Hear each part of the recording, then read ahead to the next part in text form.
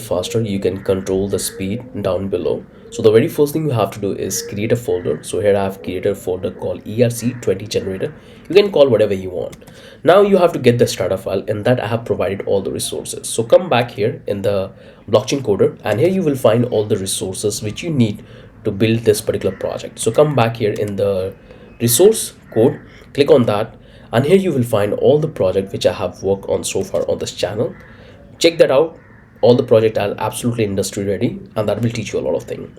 So click on this and you will get the starter file. So it will take you here, and here you will find all the resources you need to build this particular project. So simply copy the URL, and we have to clone this particular repository. So open up your VS Code and expand this. Now we have to go and open the particular folder which I have on the desktop. Select and open. Now I'm in the same directory. Make sure to open up your terminal and clone the repository. So get clone and paste the URL and give this dot. So it's going to clone the repository in the same directory. It's not going to create a separate folder. So hit enter, and this will take few seconds to clone the repository. So we have the entire starter file here in our project, and we can start working on it. So first thing, I have to delete this. Now let me give you a quick walkthrough of the structure which we're going to follow for building this particular application. So let me zoom it, and let's start with the component. Open that one, and you will find that we have a multiple component in our application. So we have two different pages. One is home page and the other one is create token page. And according to that, we have break down the entire application. So this is about brand, FAQ, feature, footer, hero section, information, staking, swap, and welcome. All of this component we have here. And we're going to import all of this component from here, because the structure I'm following is called single export module. So we're going to import the entire component in a single location, and from there we're going to export it.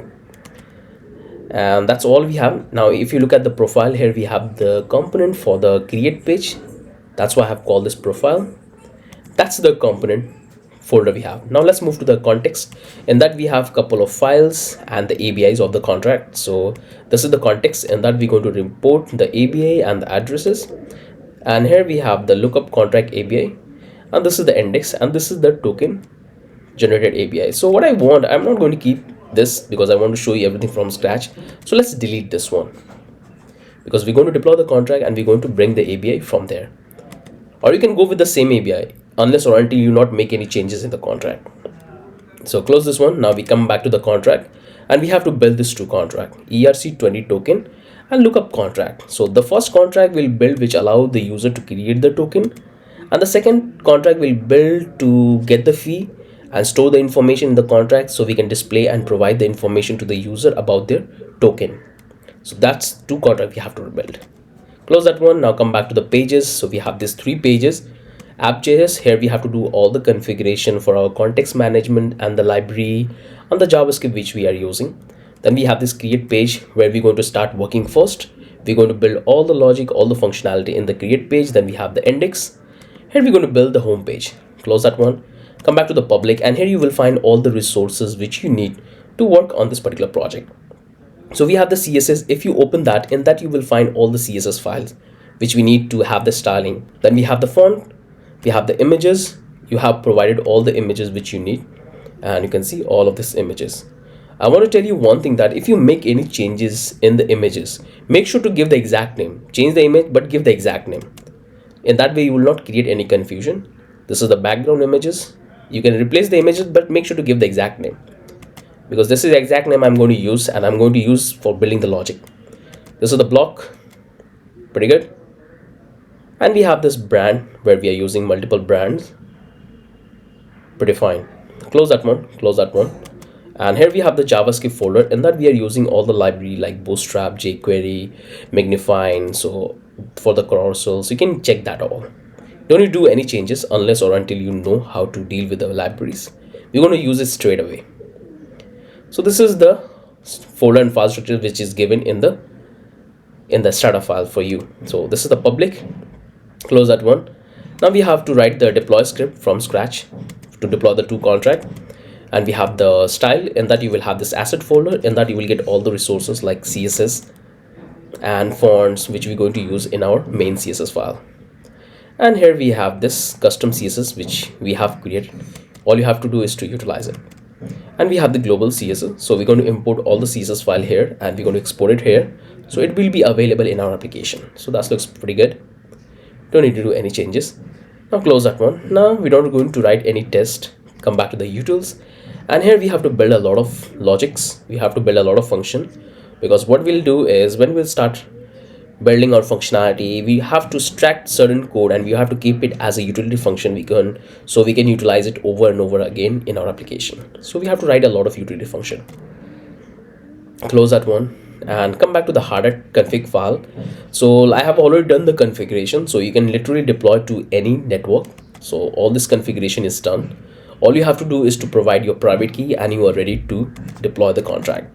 So make sure to change the RPC URL for the network which you are interested in. If you are interested in Sofali, Gorilla, Mainnet, Avalanche, just change the RPC URL and you are ready to deploy the contract.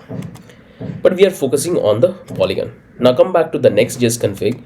Don't need to do any changes. Now come back to the README file and here you will find all the resources about this project, so you can have a look. Now come back to the package.json file, and these are the packages we are using in our project. So this one is very important for all of you to understand. So no matter when you are watching this particular project, after 2 years, 3 years, 5 years, you have to use the exact version. As long as you use the exact version, the application will work absolutely fine. So make sure to use this particular version for OpenZeppelin, Ether.js, Next.js, React, and especially the Web3 model, because that's what we are using to connecting with the blockchain and the MetaMask. So make sure to use the exact particular version 1.9.9. And we have this hardhat environment which we'll use for deploying our contract. So that looks pretty fine. So I believe that you guys have understood that what structure we are following and how we're going to proceed ahead into our project. Now we are done with the structure. Now we have to install all the packages in our project. So open up your terminal and simply type npm I or npm install. Both will work fine. This might takes a little bit time because we have few packages like hardhat takes times and OpenZeppelin takes time and Web3 model takes time. So these are the heavy packages we have, which takes a little bit time. So just wait. This will happen very quickly. You can see we have successfully installed the libraries and we have 17 vulnerability. Don't need to worry about that. Simply ignore it and clear up your terminal. That looks fine. We are done with that. If you check the node modules, you will find all the libraries which we have installed. OpenZeppelin, Ether, that's all you will find here. Close that one. Close this one. And now what we have to do is we have to import the entire folder, entire components in our index. So come back here in the component folder and we have all of this component, and that's what we have to import. So all of this component we have to import right up here. So close this one and we can come back to the index.js and here we have to import. So we're going to have 3 structures. So first one is global, second one is home page, and third one is create page. So make sure to provide these kind of comments, so whenever someone else will look at your code, they can understand that what you have done exactly. So let's import the global component, and that we have header and we have the footer. Now we have to import the home component, about, we have brand, then we have the FAQ, we have the feature, then we have the hero section, then we have the information, staking, swap, welcome, and that's the home page component. So all of these components are coming from the same directory. ERC20 token, it's coming from the profile. So we have to import this ERC20, it's coming from profile, ERC20 token. Then we have user profile, then we have profile, we have profile main, we have sidebar, we have table, table 2, and the last one is transfer, and that's also coming from the profile directory. Now we have to simply export all of this component. So take this export and call it global. We have to export header, footer. Now we have to do home page. We'll say about, brand, FAQ, feature, hero section, information, staking, swap, welcome, and create page now. So ERC20, user profile, profile, profile main, sidebar, table, table 2, and the last one is transfer. So this is the architecture I'm following in this particular project called single page export. So all the components we have in a single location, and now we can use in our application. So that looks pretty fine. We have this global home page. This looks pretty fine, and this is the create page and all the exports from here. So we are done with this. Close that one, come back here. So we are done with the basic architecture. We have imported the component, we have done all the setups, we have installed it. Now it's time to create the smart contract. So the architecture I'm going to follow is, first we're going to write the smart contract. After that, we're going to deploy the smart contract on Polygon. After that, we're going to build the utility function. Then we're going to move to the context management. And at the end, we're going to start working on the UI component and attaching the function. So that's the structure I'm going to follow. And it's very important that first you have to work on the actual logic for your business, then move to the fascination and styling part. So close this one and let's start working with the contract. Open this one, and the first contract we're going to work on, it's ERC20 token. So that's what we're going to create first. And this contract is very important because this contract will create the native token for our platform, and we need the bytecode which we're going to use it to allow user to create the token. So everything will make sense. Just follow along with me. So let me give this comment. Then we have to take this solidity version. Then we have to take the license identifier. So we are going with this particular one, MIT. We'll take the solidity version to 8.0. Now we have to create the contract. So we have to import the Open Zeppelin library because we are using this ERC20 token contract. So we'll call it import Open Zeppelin contract token ERC20, and we have the contract. Once we have the contract, now we have to inherit the contract. So we'll call it contract ERC20 token generator. We have to inherit the ERC20 token. Pretty good. Now we have to use the constructor, and that we have to pass the informations. So we have to pass the initial supply, and we have to pass the token name, token symbol, and we have to call this particular contract. In that we have to pass the token name, token symbol, and we have to call the main function, message.sender, and the initial supply. And that's the only thing we have to do here. It's a pretty simple ERC20 token contract. All you have to do is to pass all of this information and it will work fine. So we are done with that. Hope you guys have understood. So let me bring it back. So we have taken this, we have used Open Zeppelin contract. Remove this. I don't know why I have put this. Remove that one and save it. So this is the particular version, and this is the token contract we have. So come back to the next contract called lookup contract, and this contract is very important because all the transaction will take place in our dApp. That's all we're going to store, and we're going to provide the information about the user token. So they can simply copy the token address, transaction has, and they can see the supply, all of things. So come back here in the lookup contract, click on that. First we have to import the license identifier, and here we are using called unlicensed. Then we have to take this solidity version 8.0. Make sure to use the exact version which I am using. Don't go above or below. It might create problem because the configuration I have done in my hardware config file based on this particular version. So let's come back here. Let's create a contract called lookup contract.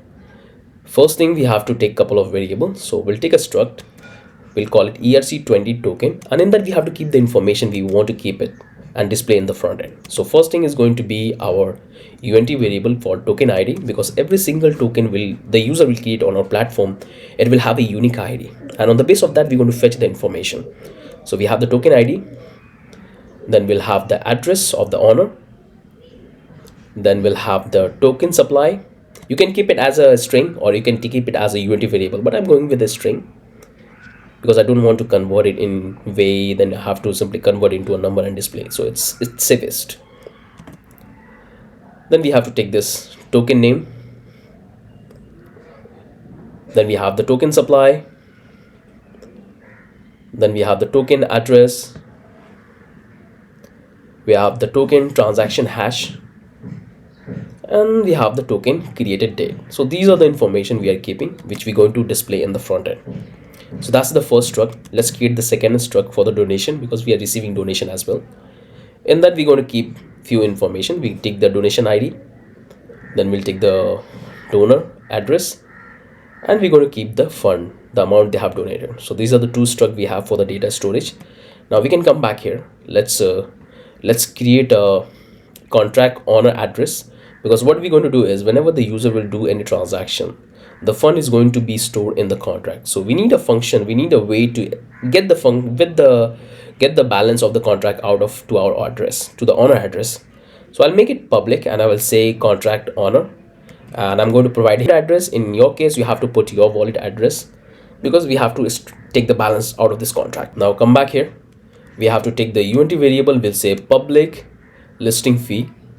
I want to charge this much fund whenever the user will create their token on our platform. You can go higher or you can go less, but this is the ideal charging fee I found suitable for my most of the app. Then we can take a mapping where we have to track with the token struct. It's going to be a private, so all we have to do is to pass the ID and it will give the information about the particular token. Then we'll take the another one for the donation.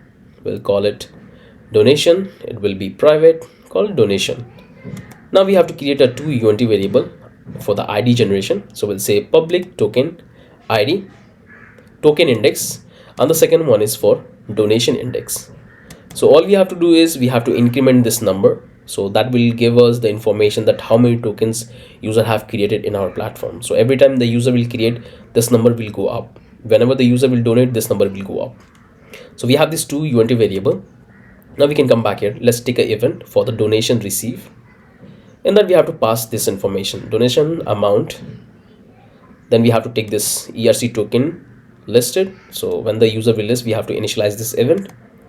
We'll take the ID, address of the owner, and we have to take the token. All of this three information we need. You can keep as many as you want, but I will go with this 3-1.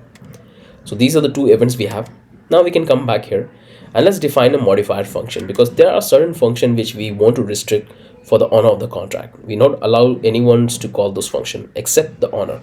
So I'll call it only owner, and that's a very easy. We have to take this require statement, and in that we have to check for a condition that message.sender equal to the contract owner. If that's not the case, someone else call the function, then we have to throw this error message.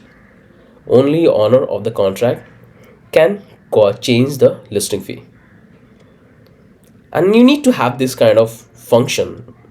I would recommend you that never ever go with the fixed listing fee. You need to have a function which allow to update the listing fee, because if you are getting higher user, higher retention on your application, so you need to make more money. So you can simply have a function which can allow the owner of the contract to update the listing fee, and he can earn more money. So that's the modifier we have. Then we can come back here and let's start working on the function. So the very first function we have is called create ERC20 token. In that we need to pass couple of information. So first thing is going to be the address.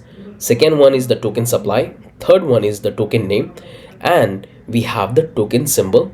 We have to give more information like token address. We have to give this token transaction hash.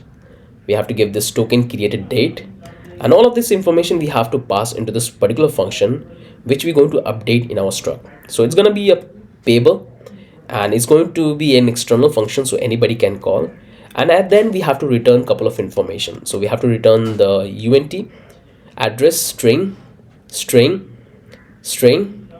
and string. So we have to return a couple of information. So that's the data we want to return from this function. Now we can come back here. First thing we have to do is we have to increment the ID, because the user will create a token, so we have to keep the track of the number. So first we have to generate the ID for that particular transaction. So we'll call it token index. It's going to be increment.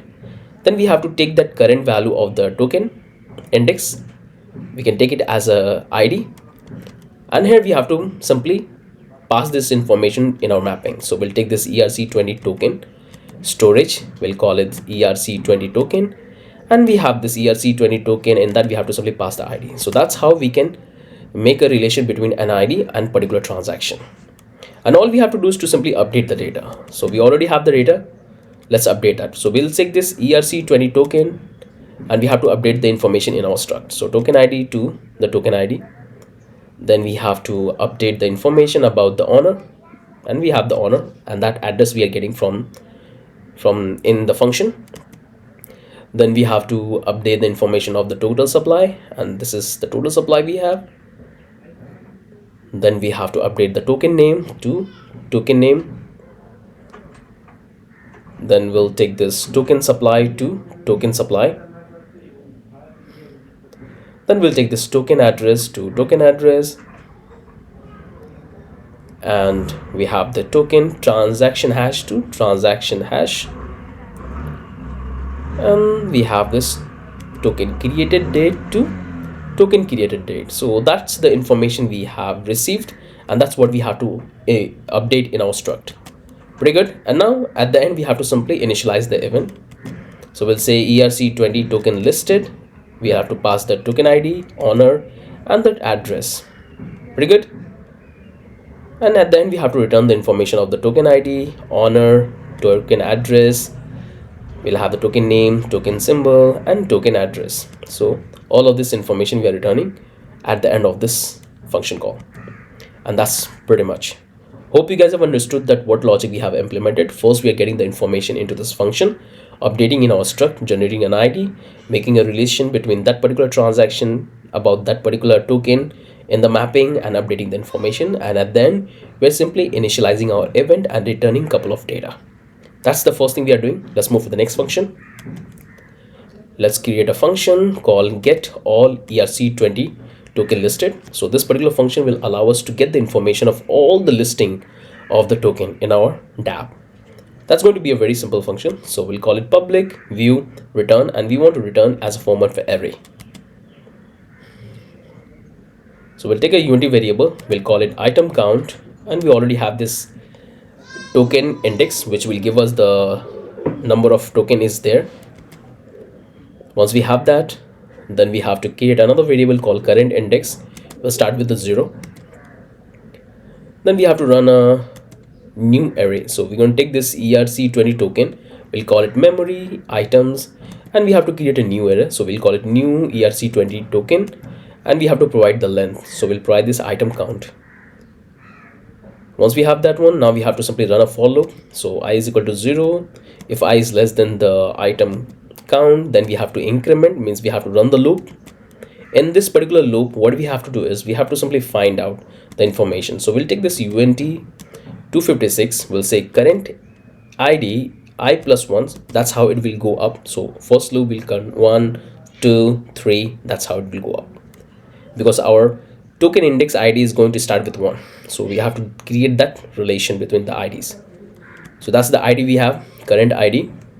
Then we have to create this ERC20 token, we'll call it storage, and we have to call this current item. And all we have to do is to simply pass the ID. So that's how we can make the relation. We have this ERC20 token, the mapping, and that we are passing the ID. So we'll get all the information. Now we can come back here, we'll take this item, and in that we have to pass the current item, current index equal to current item. Then we have to take this current index and we have to increment to 1. So that's how we can create a successful loop. And at the end we have to simply return the item. So in that way we'll have the entire data of all the token in form of array, which we can display in our front end. So that's the simple function we have for get all ERC20 token listed in the contract. So we are done with this function. Let's move ahead. Let's create a next function called get ERC20 token based on the token ID, because we have to get the information. So it's going to be external view return, and we have to return a lot of data. So whatever data we have defined in the struct, that's all we have to return. So let's return this UNT, then we have the address, then we have the string memory, we have the string memory, we have the string memory like symbols, then we have the string memory for the addresses, we have a string memory and string memory. So these are the data we are returning from this particular function. We'll call this ERC20 token, and now we have to simply find that particular token details, and that's very easy because we already have the mapping. We'll call it memory ERC20 token, and we have to build the relation. So we will call the mapping, in that we have to simply pass the ID, and that will give us the information about that particular token. And all we have to do is to simply return. So we'll call this return, and let's return one by one. So we have to return the token ID, we have to return the owner, we have to return the token supply, then token name, token symbol, token address, token transaction hash, and the last one is created date. So these are the information we are reading about the single transaction. So that's a very simple function. All we are doing simply getting the ID of the particular token, passing into the function, and getting all the data about the token. So that's this function. Now let's move ahead. Let's create the next function, and this is called get user ERC20 token. So all we have to do is to pass the address, and we have to get all the token created by the user, and that's a very simple function. So we'll take the address, external view, and we have to return in form of array. So that's a simple thing. Now we have to get the length, because that's what we need. We'll call it total item count to index token index, that will give the total length of the tokens in the marketplace. Then we have to simply get the current item count is going to be 0, and we'll have this current index is going to be 0. So first we have to find the length of the total NFT total token created by the user. So we have to run a two loop, first for finding the length, and second one is returning the entire in form of array. So let's create a for loop. We'll say UNTI is equal to 0, then we have to run a loop, and we have to increment, and here we have to do a check. So we'll say if ERC20 token I plus 1 means we have to increment, and we have to check for a ownership. So if that owner equal to the address, user address, means there is one token. Okay, this is how the condition will take place. So we are checking the particular token ownership with the address of the user, which will call this particular function. If it's matches, then we have to simply build a condition. We'll say this item count, and we have to increment the 1, means the user have 1 NFT, and simply close this for loop. So this will give us the length of the token created by a single user. Now once we have that particular length, we have to simply return the data. And now we have to take this ERC20 token, we'll call it memory items, and we have to create a new array. So the exact logic we have to follow, which we have done above. So we'll create a for loop, and we have to pass the length, total token item, and we have to increment, and here we have to check for a condition. We'll have to check for the ownership, like owner. Once it's get fulfilled, we have to simply take this UNT, and we'll say current ID to I plus 1, means it's increment, and that's the information we have to simply pass here in the mapping. We'll pass this current ID. Once we have that particular, then we have to simply take this item count items, in that we have to simply pass the token current index, and we have to say item current item, and we have to update this current index to 1 and close this. At the end, we have to simply return this entire item. So it will give us the entire array, and that's the only thing we have to do. I hope you guys have got an idea that what we have done in the first for loop, we have find the length of the token created by a single user. Once we have the length, now we can simply pass that length in the second for loop to create a new array for the user which we want to return. Let's come back to the next function.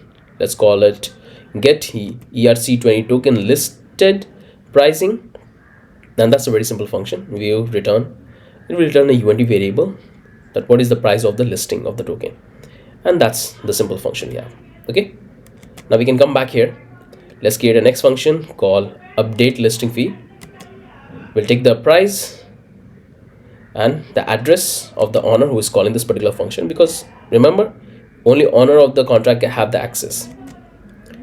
So we're going to call this public, and we have to call our payable, and we have to call our function only owner, the modifier. And all we have to do is to simply check for a condition, contract owner equal to the owner. If not, that's not the case, then we have to simply throw this error message, only contract owner can update listing fee. Close that one, and then we have to simply update the listing fee and close that one, and that's the only thing we have to do here. This will update the listing fee. Done with that, let's move ahead. We'll create another function called withdraw, and this will allow us to withdraw the fund from the contract. So we'll say external only owner, we'll call it, we'll take the balance of the contract. Once we have the balance, then we can simply call this required statement. So we have to build a condition. If the balance is 0, then we don't want to make a transaction, otherwise it will cost unnecessary gas fee. So we'll say balance is greater than 0, then we have to go, otherwise we have to throw this error message, donation, no donation available for withdrawal. Else we can simply call this payable, and we have to transfer the fund to the contract address. So that's the simple withdrawal function we have. Pretty good. Now we can come back here. We'll take another function called get contract balance, so we can display in the front end, and this function can only call by the owner. So we'll call this UNT. We have to check the balance of the contract. Once we have the balance, we have to simply return the balance from this function. Pretty good. So that looks pretty good. Now we can come back here. Let's create another function called donate. So user can call and they can donate the fund, and we have to check for a condition that the value should be greater than 0. If it's someone try to call 0, we don't want to do that. So we have to throw this error message, donation amount must be greater than 0. Then we have to simply increment the donation index and create as an ID. Once we have an ID, then we have to simply update the mapping. So we'll create this donation storage donation, and we have to take this donation mapping, and then we have to simply pass the index. Once we have that, we have to simply update the donation struct. So donation ID, then we have to update the donor message.sender and the amount he's donated, so message.value. So that's the information we are updating. Pretty good. And then we have to simply initialize the event. We have to pass the message.sender and the value, and close this particular function. So this is a very simple function which allows us to simply donate the fund in the contract. Now we have to write the next function which allows us to get the information about the donation. So let's call it function get all donation, and it's a very simple one. Public view return, it will return the entire array, so we'll call it memory. Then we have to take this length of the total donation. Then we have to build a variable called counter index, start with 0, and we have to simply run this particular item. Okay, so we'll create this item, and we have to make the relation. So we'll take a new array and provide the length item count.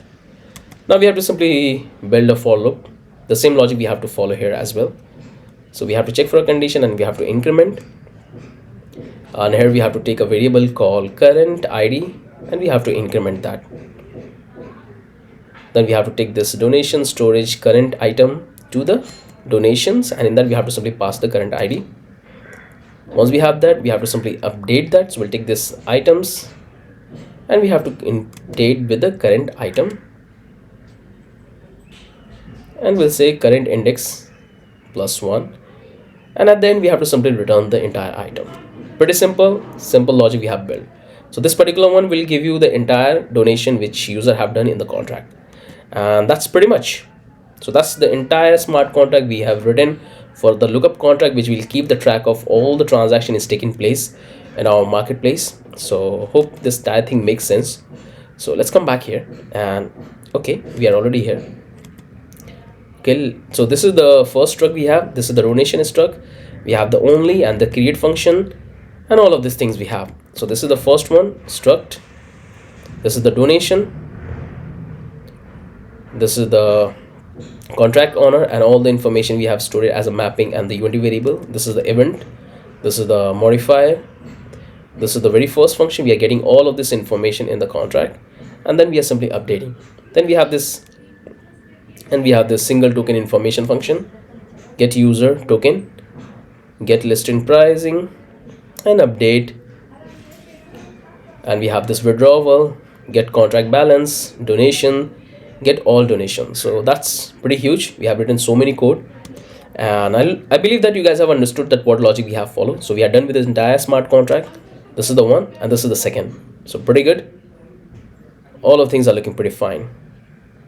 Now close this one, and now we have to write the deploy script.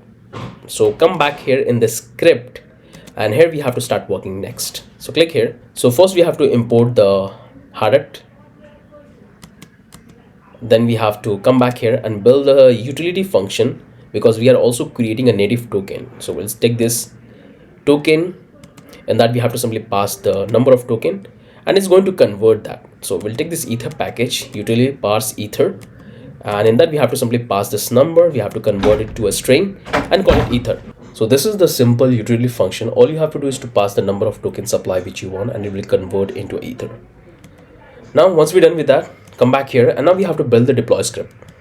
So it's simple. We'll call it main, and we have to first deploy our token contract. So we'll call it ERC20 token generator. We'll call the token name, because these are the information we have to provide: token name, token symbol, and we have to provide the total supply. So in that, we're going to simply call our utility function, and we'll pass the supply. So we want 100 token. You can take it million, trillion, it's totally up to you. So these are the information we have to provide in our contract. So come back here. Now we have to simply build the instant. We'll say await ether dot get contract factory, and that we have to simply pass the name of our contract. So whatever name you have given, give the exact name. So this is the contract name I have provided. Once we have the contract instance, we have to simply call the deployed, and in that we have to simply pass all the information. So first thing is going to be the initial supply, second one is the name, and the third one is the symbol. Now we have to simply wait, and we have to simply call this deployed function, and it will deploy the contract. So once the contract is deployed, we have to simply console log out the address. So we'll say ERC20 token generator, we have the instant, we'll say ERC20 token generator, and on that we have the address. So in that way, we'll have the address of the token. So that's the first piece of deploy of the contract we have to do. Now we have to deploy our lookup contract. So let's call it lookup contract, and we'll take the contract. We have to do exactly the same thing. First we have to get the instance, where we have to pass the contract name in the get contract factory. This is a lookup contract. Now we have to simply take this lookup contract, and we have to simply call deployed. We have to wait for the deployment. Once it's successfully deployed, we have to get the contract address. So we'll say lookup contract dot address, and that's the simple function we have which allow us to deploy the contract. Now we have to simply execute and call the function. So come back here, we'll call it main catch. If anything goes wrong, we have to throw the entire error object, or you can simply get the message, but I want to have the entire error object. So I'll call it console.error, the entire error, and we'll say process.exit code to 1, and that's the only thing you have to do here in the deploy script. So what we have done, we have built this utility function. What it does, it takes the number and convert into an ether, and that's what we have here. We are using this particular library. We're done with that. Then we are taking the name, symbol, initial supply, and passing this information into our contract, token contract, and we are deploying and consoling log the address. This is the lookup contract. We are deploying and getting the address.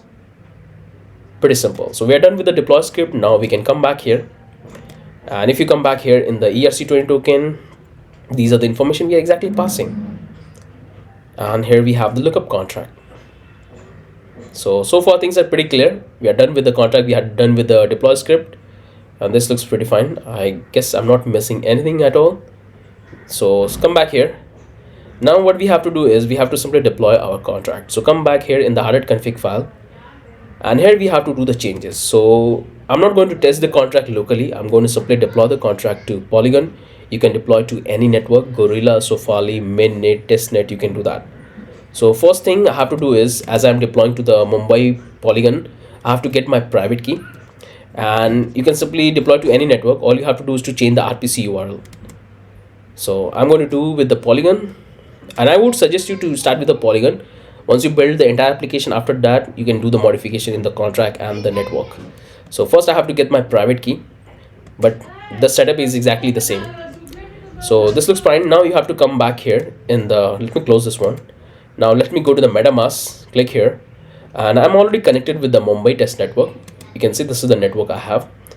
I'll go here and I go to the account details, click on that, and here I have to provide my information. So I'll say show my private key. I have to give my password. In your case, you have to give your password and press and hold.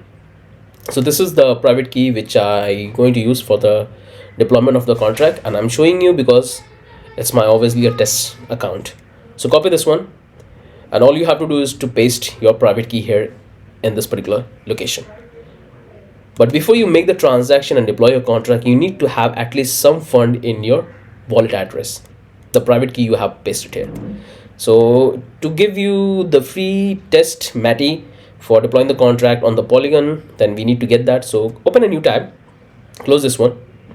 Right now I already have this much fund which is sufficient for me to make the transaction, but in your case, if you don't have, let me show you how you can get that. So open up a new tab, and all you have to do is type Acme Faucet. That one is click here and click on the very first link.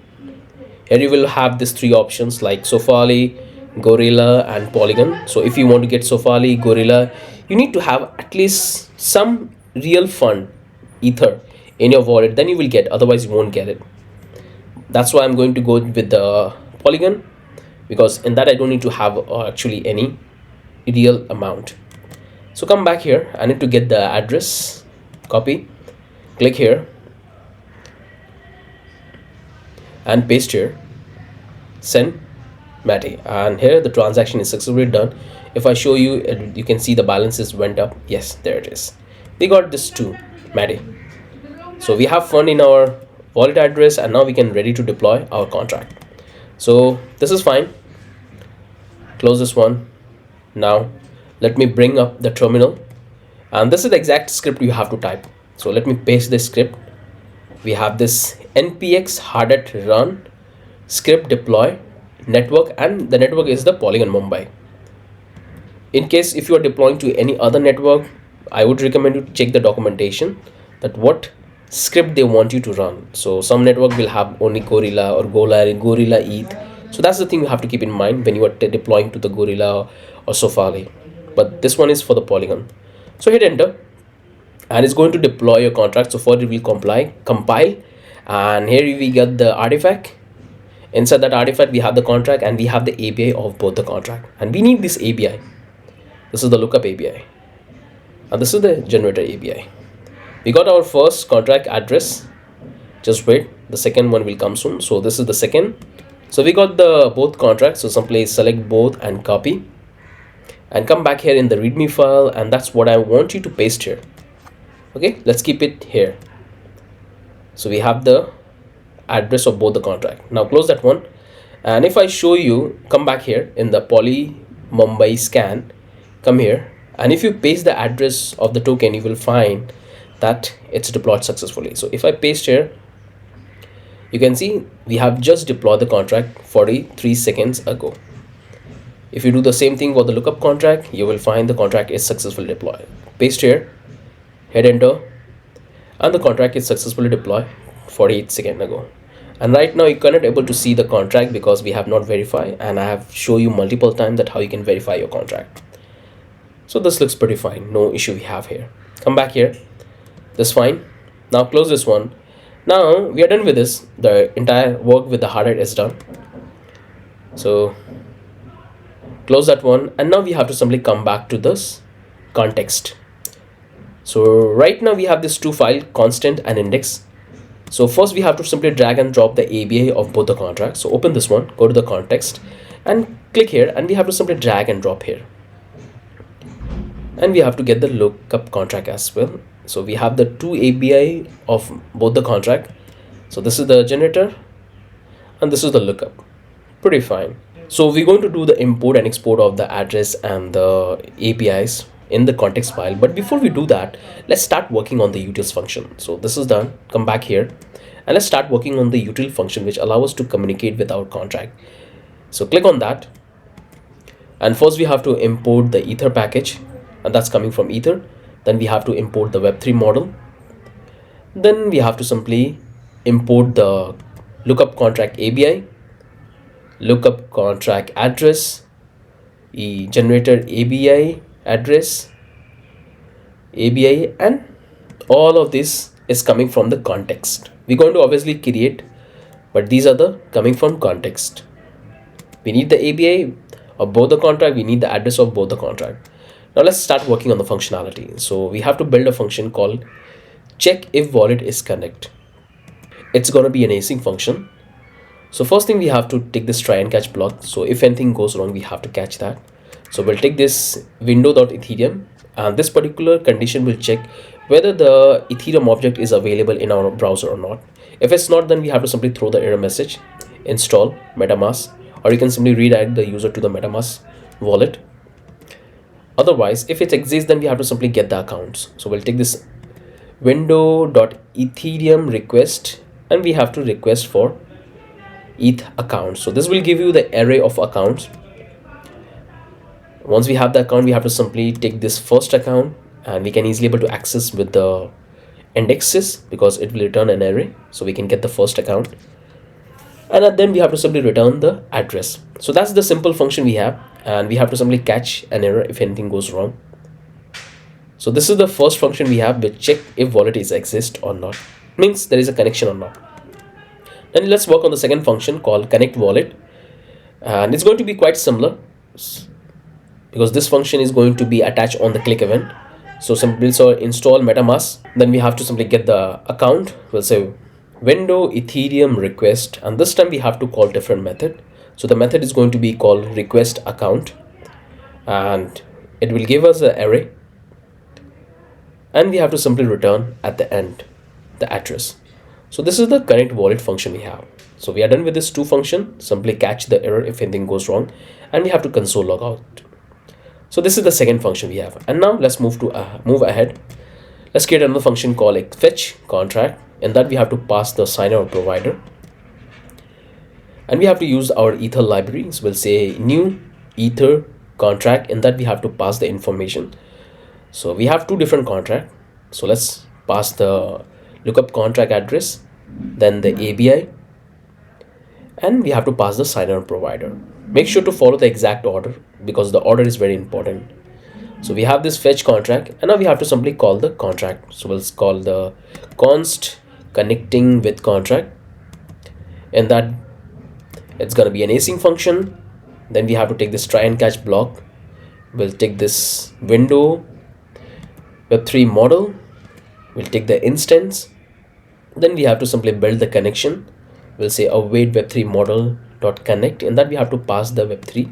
Once we have the connection, then we have to build the provider. So provider web3 model, in that we have to pass the connection, and we'll have to get the signer. So we have this particular method called provider dot get signer, and once we have the signer, we have to simply call the contract. So we'll take a variable, and we're going to call this internal function called fetch contract. In that we have to pass the signer.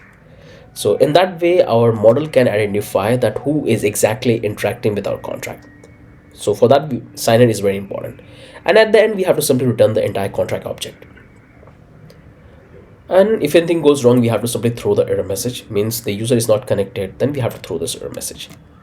So that's the first set of contract function, which allow us to connect with the contract, and it will return the object of the entire contract, which we can simply call in the front end. Now we have to work on the next function called get balance of the user. So we'll say get balance. It's going to be an async function. We have to take this try and catch block. So we'll take this web3 model, get the instances, then we have to get the connection. We'll say web3.connect. Once we have the connection, we have to build the provider, ether.provider web3 model. In that we have to pass the connection. So once we have that provider, we have to get the signer, and once we have the signer, we have to simply call this particular method like signer.getBalance. So this will return the balance of the user, and simply close that one. If anything goes wrong, we have to simply throw the error message. That's wonderful. So that's the get balance function. Now we can come back here and let's start working on the token contract, means generator contract. So we'll say fetch token contract, and we have to pass the same information like signer or provider, and we have to use the same method we have used above. In that we have to simply pass the address of the token generator, then the ABI, and the signer provider who is interacting with our contract. Now we have to build the connection with the token generator contract. So let's call this connecting native token contract. We have to build the same connection. So let's take a try catch block. First we have to get the instant of the web3 model, then we have to get the connection, Then we have to get the provider. We'll pass the connection. Then we have to simply get the signer. Provider get signer. Once we have the signer, that's what we have to pass in the fetch token contract. So we'll say fetch token contract and signer. And at then we have to simply return the entire contract object. And that's the only thing we have to do. Simply console log out the entire error object. So that's the only thing we have to do. Okay. I hope you guys have got an idea that how we are following the reusability model.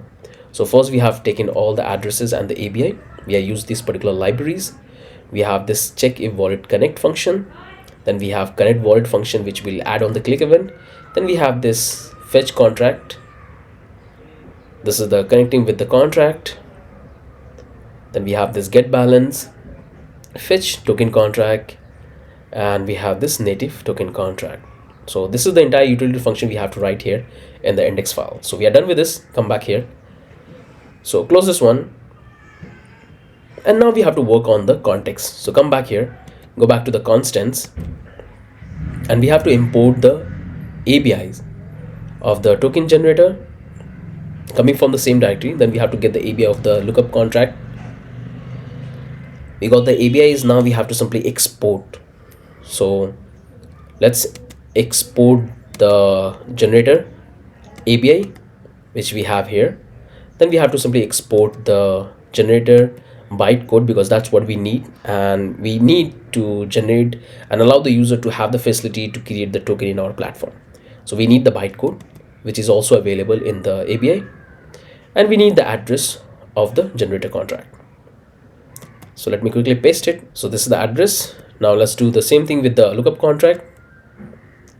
We need the ABI, and in that we don't need the bytecode, we need only the address. So let's export the address. So let me copy this and paste here. And that's the only thing we have to do. We got the ABI and we got the addresses, we got the bytecode, and that's the only thing we have to do here. So this looks pretty fine. This bytecode is very important. So that's done with. Close this one, and that's what we have here. Now we have to start working on the index file, and let's build all the logic. So click here. First thing we have to import React, use state, use context, and create context and use effect. So these are the important hooks we need, which allow us to create the context and call the function and define a couple of state variable. Then we have to import the Ether package. Then we have to import the Web3 model. Let's do a couple of internal import check if wallet connected. We need the connect wallet, connecting with contract, and get balance, and that's all coming from the native contract token, and that's all coming from the utils location. So we have this utility function. Now we can come back here. We have to import the ERC token generator ABI and bytecode. That's coming from the context. Pretty good. Now only we have to come back here. Let's declare our context. We'll take this state context, create context. Now we have to simply export. So we'll say state context provider. In that we have to simply pass the children. So this is the basic structure which you have to follow if you want to manage the data using the context management. If you want to learn about the advanced context management, you can definitely check this particular course which I have on the channel, where I have explained you everything that how you can do and manage the context, which is really powerful, and that what exactly we use in the real world application. So I would encourage you to check this particular course which I have on my website. In that we have to simply pass the children, and let's define a couple of state variable which we want to take for data management. So first thing, call state variable. This is going to be the address. By default will be empty. Then we have to take the get all ERC20 token list. It's a type of array. Then we have to take this get user ERC20 tokens. Then we have to take this get all donation. Then we have to take the fee. Then we have to take the balance, and we have to take the main balance, and we have to take the native token.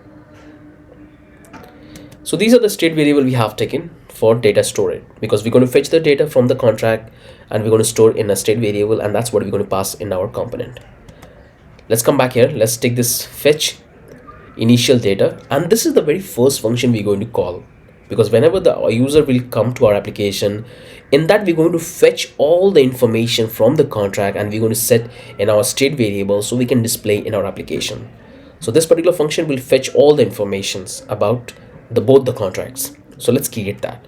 It's going to be an async function, and we'll have to take this try and catch. If anything goes wrong, then we have to catch that. So let's give this command. First we have to get the user account. So we already have that particular function. We'll call this account await check if wallet connected. So this will give us the address account. Then second thing, we have to get the user balance, and we already have the function. So we'll say balance await get balance function.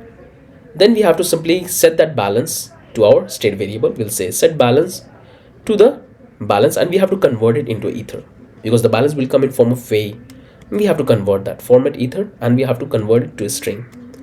So we have the balance of the user. Now we can come back here. Let's set the address as well. So we already have the address.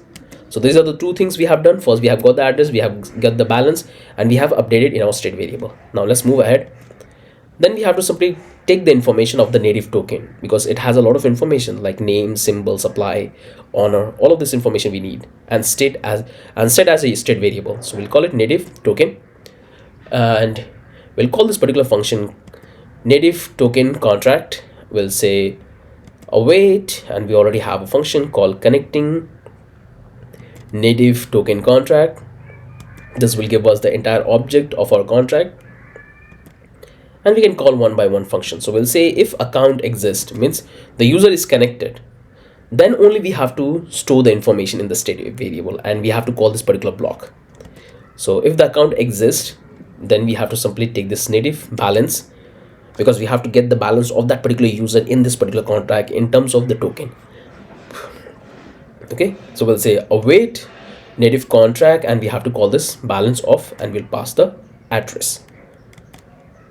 Second thing, we have to get the native name, token name, and we already have the function. Then we have to get the symbol. We'll call the symbol.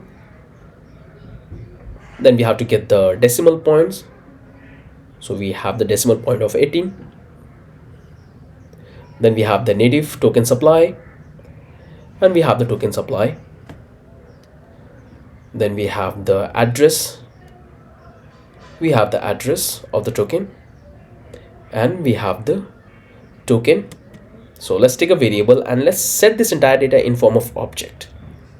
So let's update that. So I'll call it balance, and I have to simply convert that balance into ether.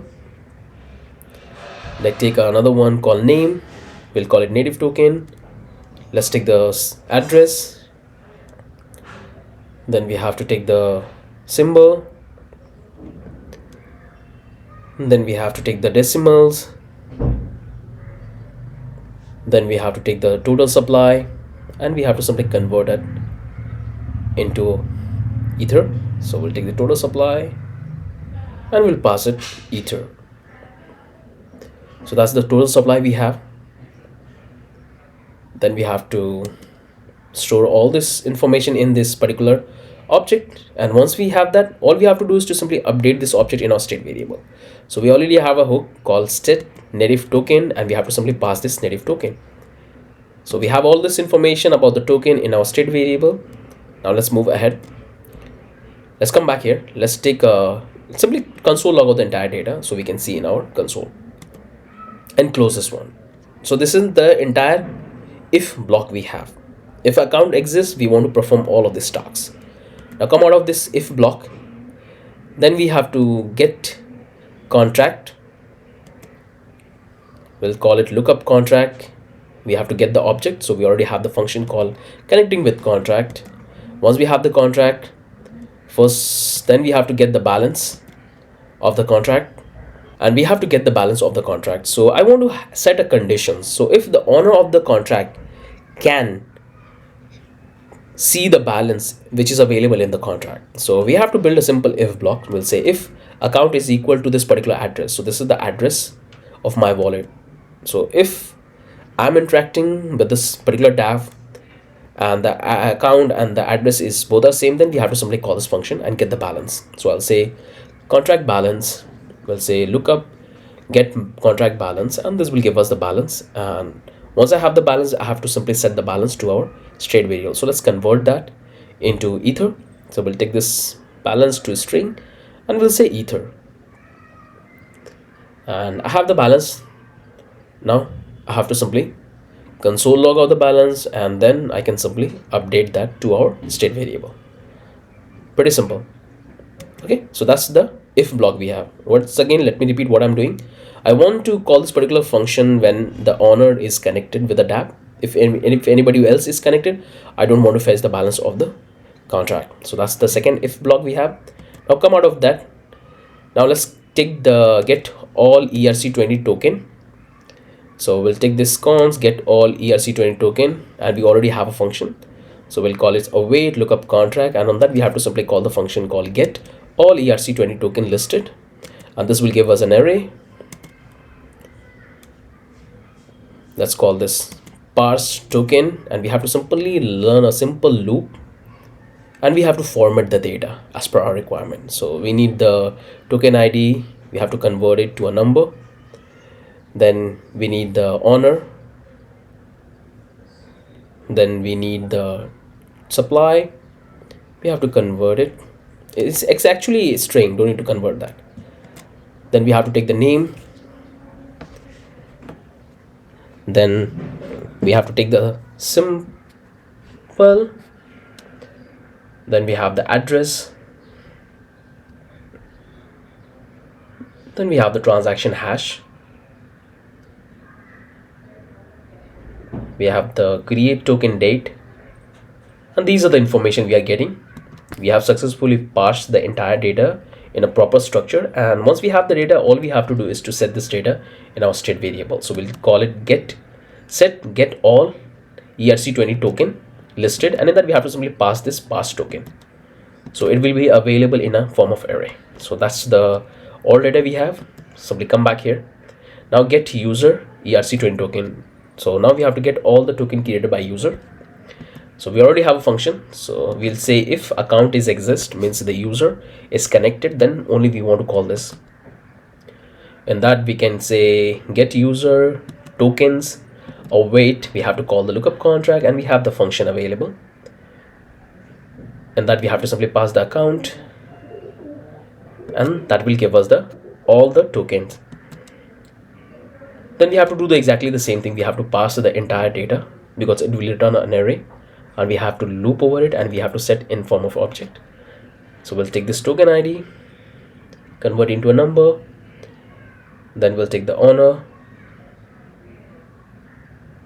then we'll take the supply, token name, token supply, token address,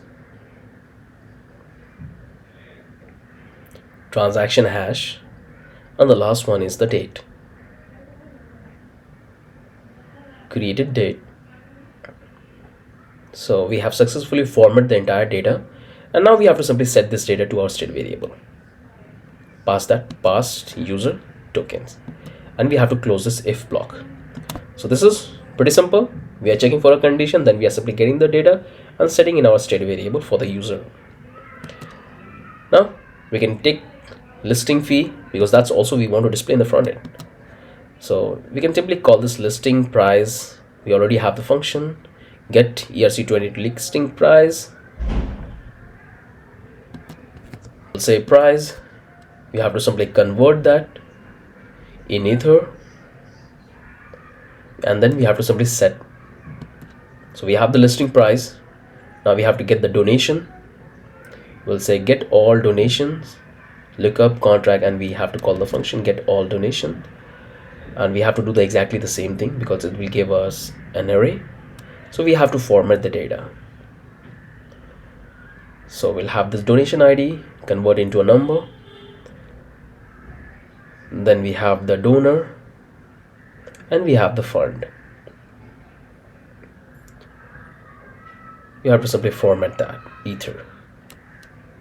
Once it's successfully formatted, we have to simply set this to the state variable, all the donation. Pretty good. And then we have to simply catch if anything goes wrong. So this is quite huge. You can see we have a lot of things in this particular function. Fetch initial data. That's pretty huge. We are getting all the information from both the contracts, so we can display in the front end. So we are done with the very first function. So let's call this particular function at the time of page reload. So let's call it fetch initial data, and let's call it. So this is going to give us all the information. Come back here. Let's take another function called deploy contract. And this particular function is very important, and it's an internal function. So when the user will create their token, it's going to trigger the contract and it's going to allow them to create the token in this particular platform. So it's going to be an async. In that we need the signer, account, name and symbol, and supply, because these are the information we need. Signer, because we have to provide the information to our Web3 provider that who is exactly interacting. So we have all of this data. Let's take a try and catch block. We'll take this factory, and this is already available in our ether package. So we'll take this contract factory. In that we have to simply provide this ERC20 token generator API, that one we need, and we have to get the bytecode, and we had to get the signer. So in that way we can easily to make the relations that who exactly deploying the token. Once we have the factory, then we have to simply call this total supply, and we have to convert that to a number, because when we get the data from the front end, it's going to be in a string, so we have to convert that into a number. So we have the token supply. Let's call it initial supply. So all we have to do is to simply convert that. So we'll take this ether utils parse, and in that we have to simply pass the token supply, convert it to a string, and we can simply call it ether. So we got the initial supply. Now once we have the initial supply, we can call this let contract, we'll say contract factory dot deploy, and in that we have to simply pass the information. We have to pass the initial supply and name, symbol, because that's the information our token generator contract need: supply, name and symbol. Then we can take this transaction. We have to wait for the transaction to be completed, so we can simply call this deployed, and we'll say today, because we have to pass the date as well. So we'll take the date now. We have to simply convert the date. Let's call this created date. We'll say date.to local string, and we have to go with the US. So once we have the contract created date, now we can come back here.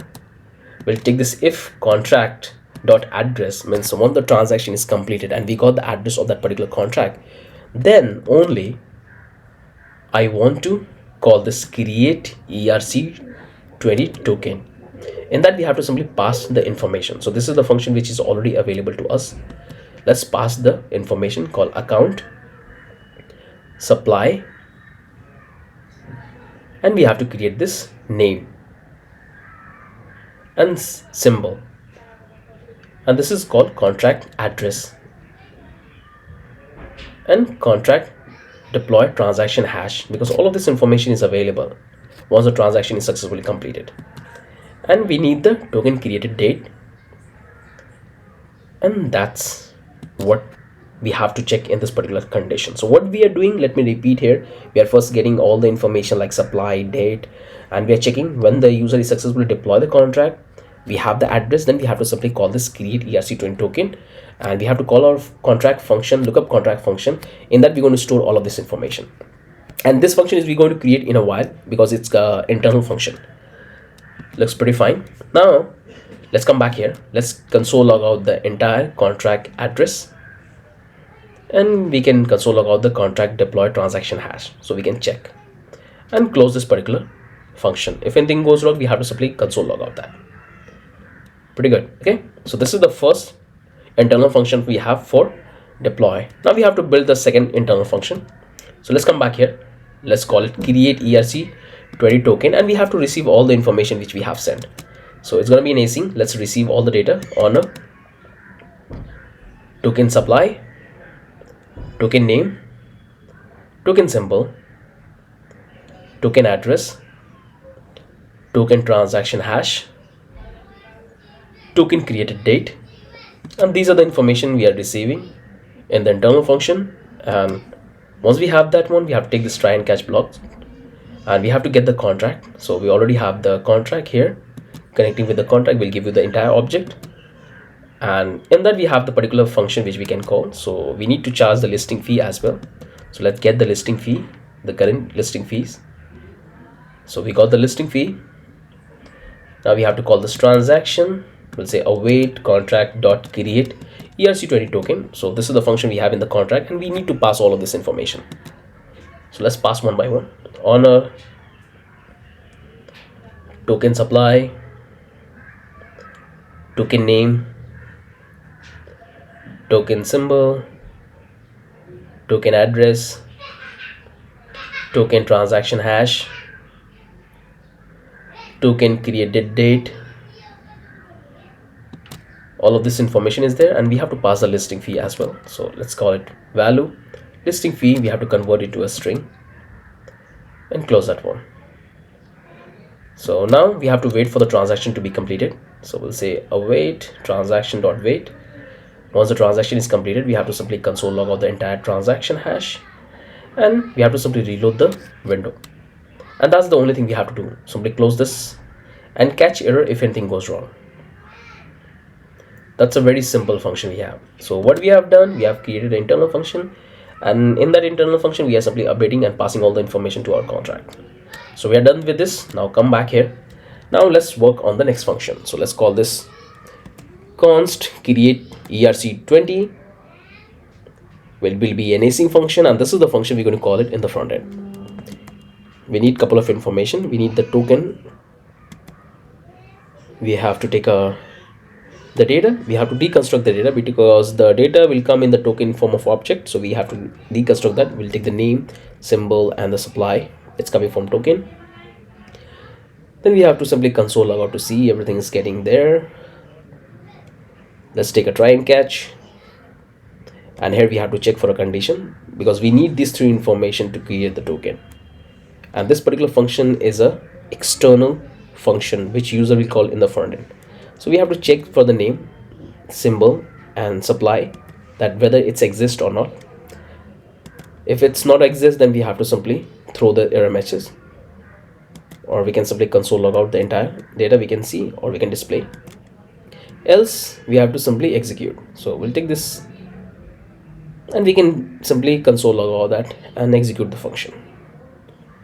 Account, so we need the account. So let's call this check if wallet is connected. It will give us the address. Then we have to simply console log out that. Then we have to call this web3 model, and we have to build the connection. So let's build a connection coming from connect. Then we have to build the provider, web3 provider, and pass the connection. Then we have to build a signer which is available in the provider. Then we have to simply call the internal function called deploy contract, and we have to pass all the information like signer, account, name, symbol, and supply. So this is what we need in our deploy contract. And here we have to simply close the catch block.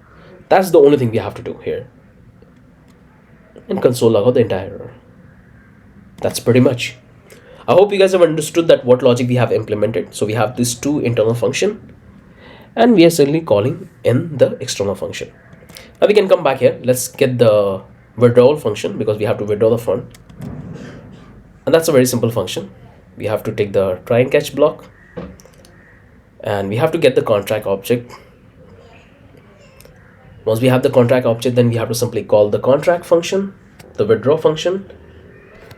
We have to wait for the transaction to be completed, and we have to simply console log out, and after the transaction get completed, we have to simply reload the window and close this block. Close that one. So that's the withdrawal function. Now let's work on the donation fund async function. take a try and catch, because we want to take the donation as well, so we'll have to get the donation amount. So I'm going with 1 ether. You can go with less or higher, it's totally up to you. Okay, so I'm going with this particular value. If you want to charge less, you can charge. Then I want to go get the contract object, and here we'll have the function, we'll call it donation, and let's call the particular function called donate and pass all the information. So we need to pass the value, we have to convert into a string, and that's the only thing, because the rest of the data will be taken internally. And we have to wait for the transaction to be completed. Once the transaction is completed, we have to simply console log out, and we can simply reload the browser and close this particular block. So this is the donation function, and console log the entire object. So that's the donation function we have, and I believe that you guys have understood all the function we have created here. Now all we have to do is we have to simply get the native token. Okay, transfer native token, because the owner of the contract or whoever will have the token, the native token of the platform, they can call this function to transfer the token to any address. So that's the function we are working on. It's going to be an async function, and that we have to take the information of the token, so it's going to be in a form of object. So first we have to take this try and catch, then we have to simply deconstruct the data, the address and the token number which is coming from the token. Then we have to simply console log out to see things are looking fine. Then we have to simply get the contract, so we'll take this. Then we have to take this transfer amount, and we have to convert that in ether. Once we have the transfer amount, then we have to get the contract. Once we have the contract object, now we have to simply call the transfer function and pass these two information. So this will transfer the fund, and we have to wait for the transaction to be completed. We can simply console log out the transaction data, and we have to reload the page and close that one and catch if anything goes wrong. Pretty good. So that's the transfer native token function we have. So I hope you guys have understood whatever function we have built so far. We have written so many code, and at the end we have to simply return all the function, all the variable we have updated. So let's return one by one. First we have to define the context provider, and it will have the value, and then we have to simply update. So we have to update the create ERC20 token. Then we have to take this withdrawal fund, we need the donation fund, we need the transfer native token. Then we have to update this get all NFT user listed. So all those state variable we have declared. This one is for the user token, donation one, we have the fee, we have the address of the user, we have the balance, we have the main balance, and we have the native token. And that's what we have to export from here, and it will be available to us. So this is the normal structure we have followed in many of our application, and that's pretty much. And here we have to simply export our use context.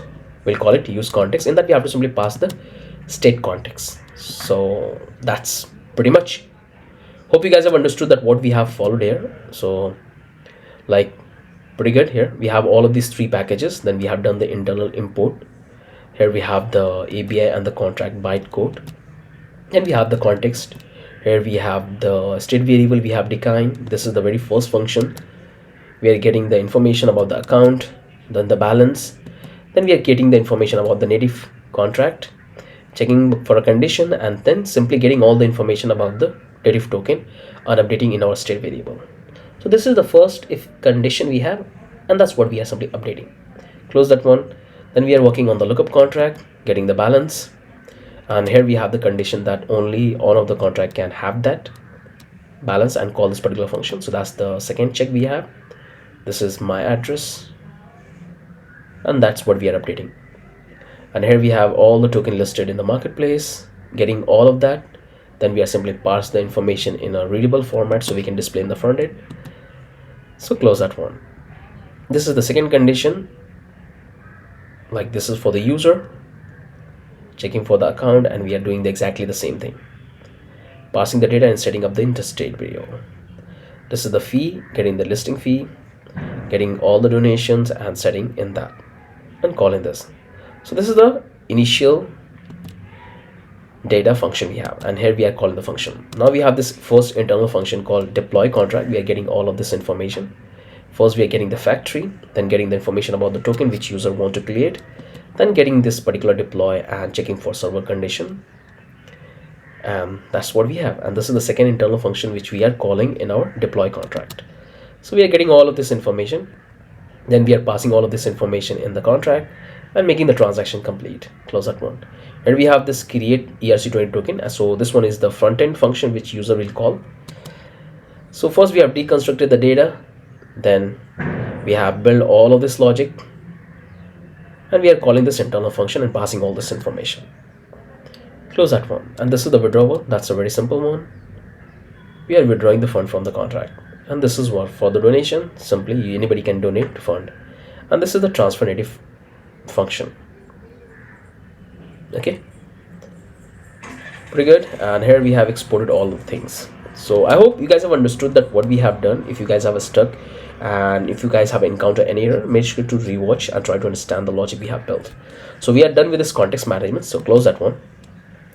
So we are done with this contents and we are done with this index, and we have this also done, and we have done with these two contracts. So we are done with measure of the functions. Now all we have to do is to simply connect this entire features we have built with the front end. So we are done with the core feature of our business. Now we have to work on the pages. So first thing we have to do is to set up the context. So come back here in the app.js, and that's what we have to work next. So first we have to import the header, then we have to import the style file CSS, then we have to import our state context provider, and that's coming from the context index. Then we have to export the default. In that we have to receive the component and the props, and this is the very simple function. We'll say return, take our fragment, and that we have to simply call this state context provider, and we have to simply pass the component and the props. Now close this set context provider. So in that way, what will happen, the entire data we have defined in our context will travel through our entire application. So that's how you have to wrap the application. Now what I'm going to do is I'm going to import all the JavaScript libraries. So let's come back here, let's import that. So first we need the vendor. So this one is the first one. This one is the vendor jQuery. Then we have the bootstrap. Then we have the carousel. Then we have the proper. Then we have the jQuery niche select. Then we have the jQuery main menu. We have the woe, and we have the plugins. We have the main.js, and let's close this one. So these are the JavaScript frameworks we are using. So all you have to do is to import, because this all framework is provided to you in the public folder, in the JavaScript folder, which you can simply import. So let me see, we are done with this import. We have the state, we have the receiving the props, and we have all of this. So let me format this one by one, and all of this is provided to you. Okay, so come back here, and if you go back to the public folder, and if you go to the JS file, here you will have all the libraries which we are using. So make sure to give the exact spelling name. If you mismatch the spelling, it's going to create a problem. And don't try to do any experiment unless or until you know the jQueries and all the JavaScript library we are using. So just leave it as it is, just import that, close that one. So that's the first setup we have to do here in the app.js. Looks pretty good to me. Now come back here in the index, close that one, and now you have to work on the. So before we do any work, what I want to do is, let's come back here in the context, and you can see we have done all of these setups. We are done with this setup as well. Okay, we are done all of these setups. We are close that one, and we can come back to the page, and now we can start working with the homepage. Actually, we're not going to work with the homepage. We're going to start with the create. But let's start the application. Let's see how things are looking fine. So let me open up my terminal and let's run the command npm run dev. And here I can come in the browser. You can see everything is fine. No issue we have. We have this index, reload the page, and looks pretty good. Now come back in the code, and before we start working on the pages, let's write down the styles, the css file we have to configure, and write some custom styling. So come back here, let's close this one, and let's come back to the style, and let's start working on our global css. Click here. First we have to import all the libraries which we are using, so that's all coming from the assets. This one is for the animation, this one is for the bootstrap css, this one is for the bootstrap magnified, this one is the flat coin, we have the font awesome, we have the main menu, we have the niche select, and we have the cursor, we have the transition, and we have the responsiveness and themify icon, and we have the main style file. So these are the css files we are using. All you have to do is to simply import, and it's already there in the starter file.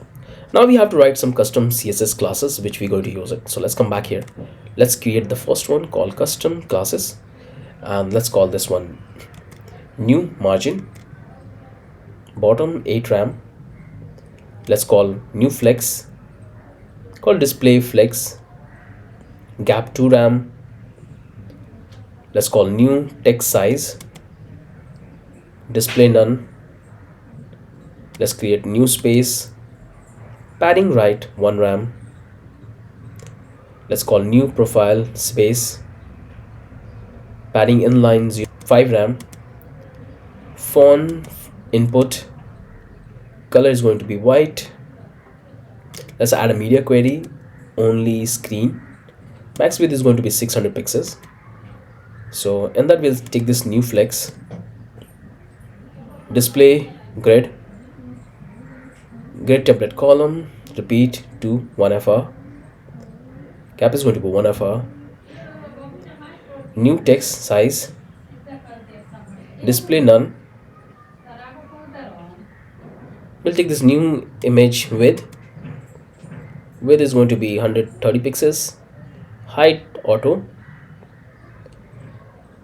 then we'll get this new grid layout, display grid template column 1fr, gap 1 ram, new width 100%, title 2, font size 2 ram, line height 1 ram, let's take this login form, margin 0 pixels, new nav class, margin left 1 ram. So that's the first media query. Let's come back here, let's take the second one, and this time we're going to go with the 800 pixels, new text size, display none, new grid layout, display grid template column 1fr, gap 1fr, new width 100%, login form, margin 0, new nav class, margin left 1 ram, and that's the second media query. Let's add the third one, which is going to be for 525 pixels, new nav class is going to be padding right 1 ram, and that's the only thing. So far things are looking pretty good. I hope you guys have understood. So first we have imported all these css files. So if we come back to the assets, if you open that, if you open the css folder, in that you will have all of this. So make sure to import correctly and give the exact name. That's what we have here. Then we have the custom css, This is the media query first, second, and third. Pretty good. Now you can see it looks pretty good. If I reload the page, all the resets, all the class, everything looks pretty fine. So simply close that one. And now what we're going to do is we're going to start working with the create page, not the home page. So come back in the create page and let's start working on it. So first we have to import a React use state. That's coming from React. Then we have to do the internal import. In that we need a couple of things. So we need header, footer, use per profile, ERC20, transfer, and that's all coming from the index. Remember, because this is the architecture we are following, we are simply exporting the entire component from single location. So these are the component we have. Now we have to simply import use state context, and that's coming from our index. Then we have to work on the JSX, the actual page function. So we'll call it const create, and we have to declare a couple of state variable. So this will be the active, by default will be false. Second one is transfer, false. Third one, in that we have to simply import the functions from our context. So we'll say create ERC20 token function. We need the get all ERC20 token listed, users tokens, all donation, fee, address, balance, withdrawal function, donation fund, main balance, and we have the transfer native token, and we have the native token. That's all coming from our context. So we'll say use context, and we'll have the data. And now we have to start working on the JSX. So let's take a div. It will have the header. That's the first component we're going to work. And here we're going to have a dynamic component. So let's take that. If active is true, then we have to render this particular component ERC20 token. In that we have to simply set this particular prop, set active to set active, and create ERC20 token function. So that's our first dynamic block. Now let's work on the second dynamic block. So we'll call it transfer. If it's true, then we have to simply open up the model and we have to set the props. So set transfer, and we have to simply call the function transfer native token to transfer native token. So that's the second our dynamic block, and close this one. So this is the two dynamic block we have. Now we have to work on the body. So come back here, let's take a main. In that we have to first render the profile, so user profile. The second one is going to be the profile. In that we have to send a lot of props, a lot of data. So let's send that. It's a native token. Then we have the transfer native token, main balance, get all donation, withdraw fund, balance,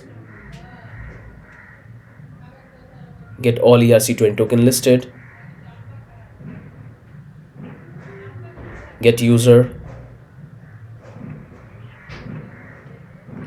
set active, set transfer, address, fee, create ERC20 token, donation fund,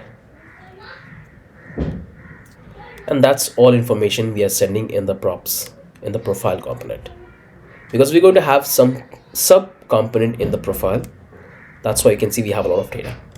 Now here we have to close this main, and we have to close this footer and close this entire div, and then we have to simply return this, export this, create, and that's the only thing we have to do here. It's pretty huge. I hope you guys can see we have so many things here. First we have imported that, then internal import, then we have the context. Okay, we had a footer, user profile, ERC transfer. If you come back here, that's all you can find. So come back to the index, and here we have all of this component which we are importing. Close that one, come back here, we have the state hooks. All this data we are getting from the context. Header, this is the dynamic component for ERC20 token, and this one is for the transfer, and we have to work on this. So these are the data we are passing. Then we have the main component, we have the user profile, and we have all of this. So far things are pretty good. I hope you guys have understood that what we have done. So this looks absolutely good to me, no issue we have. Now what I'm going to do is we're going to start working with the header component. So let's do one thing. Let's comment all of this and let's start working on the header first. So that's what we're going to work next. So comment all of that.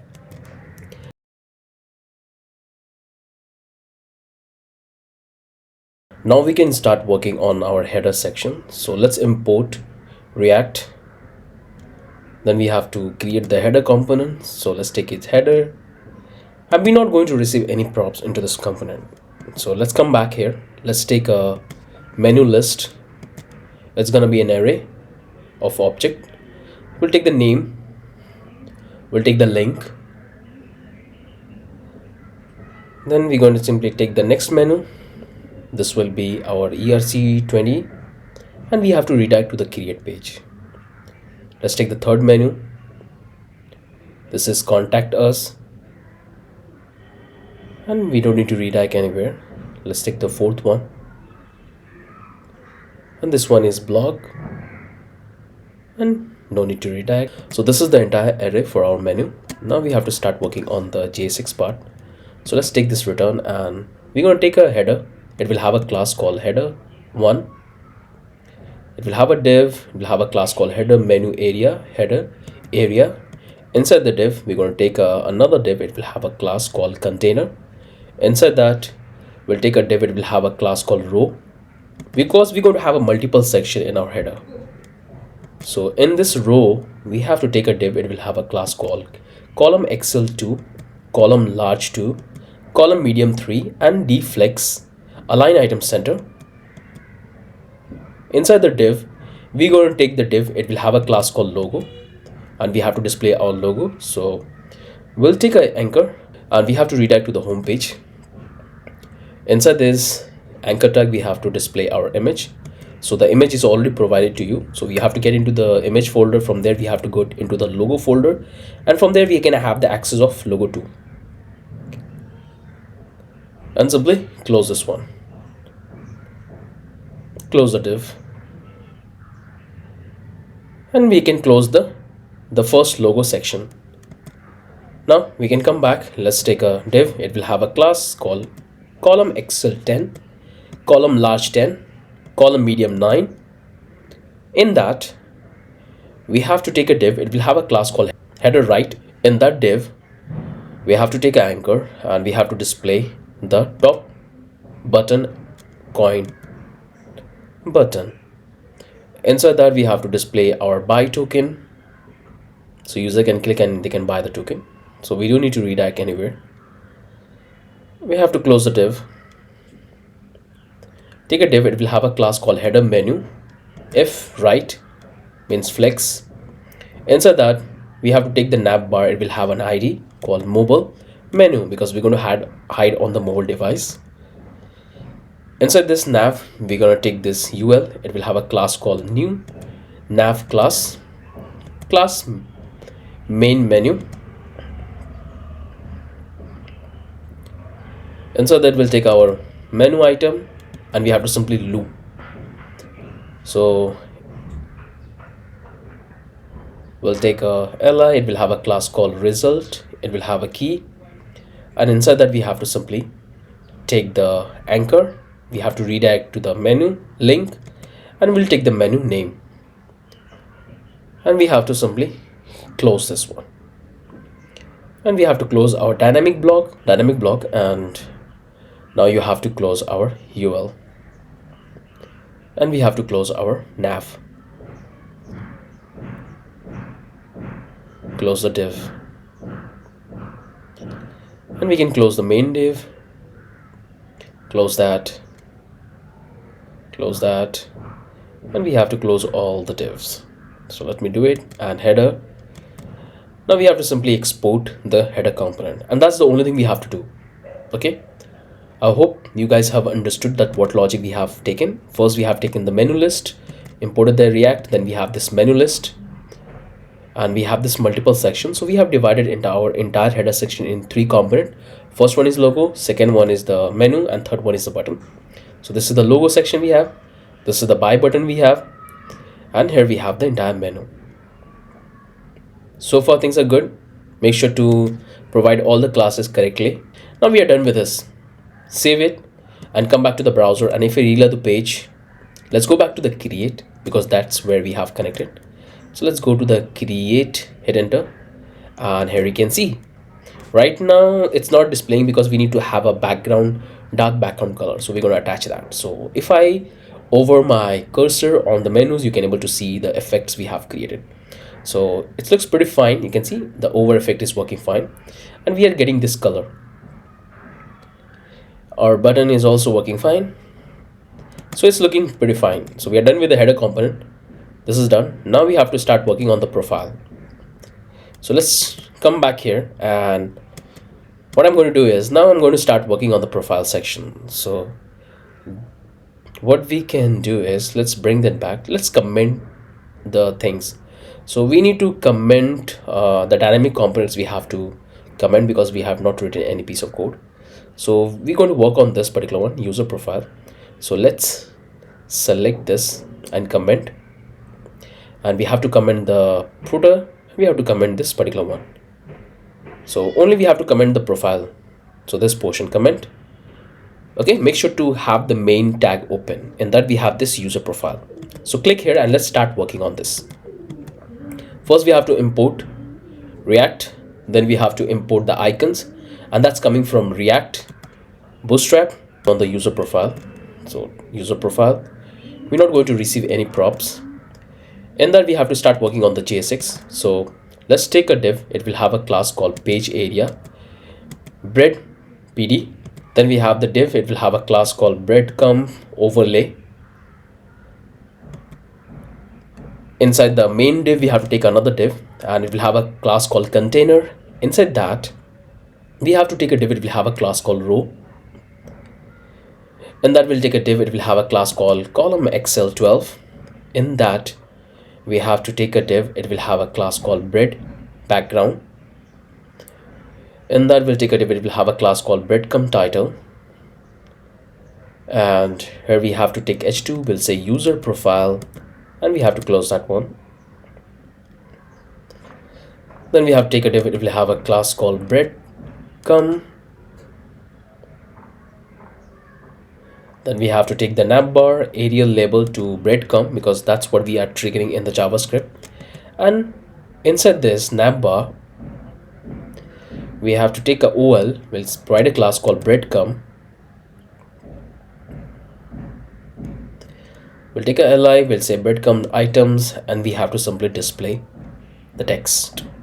So let's take this anchor and we'll say black text, and we don't need to redirect anywhere. If you want, you can do, but I want to pass the simple text to home, and we have to simply close this one. And we can take a span. We'll have a class called new profile page space, sorry, and in that we can display the text. So let's display our icon, the arrow icon.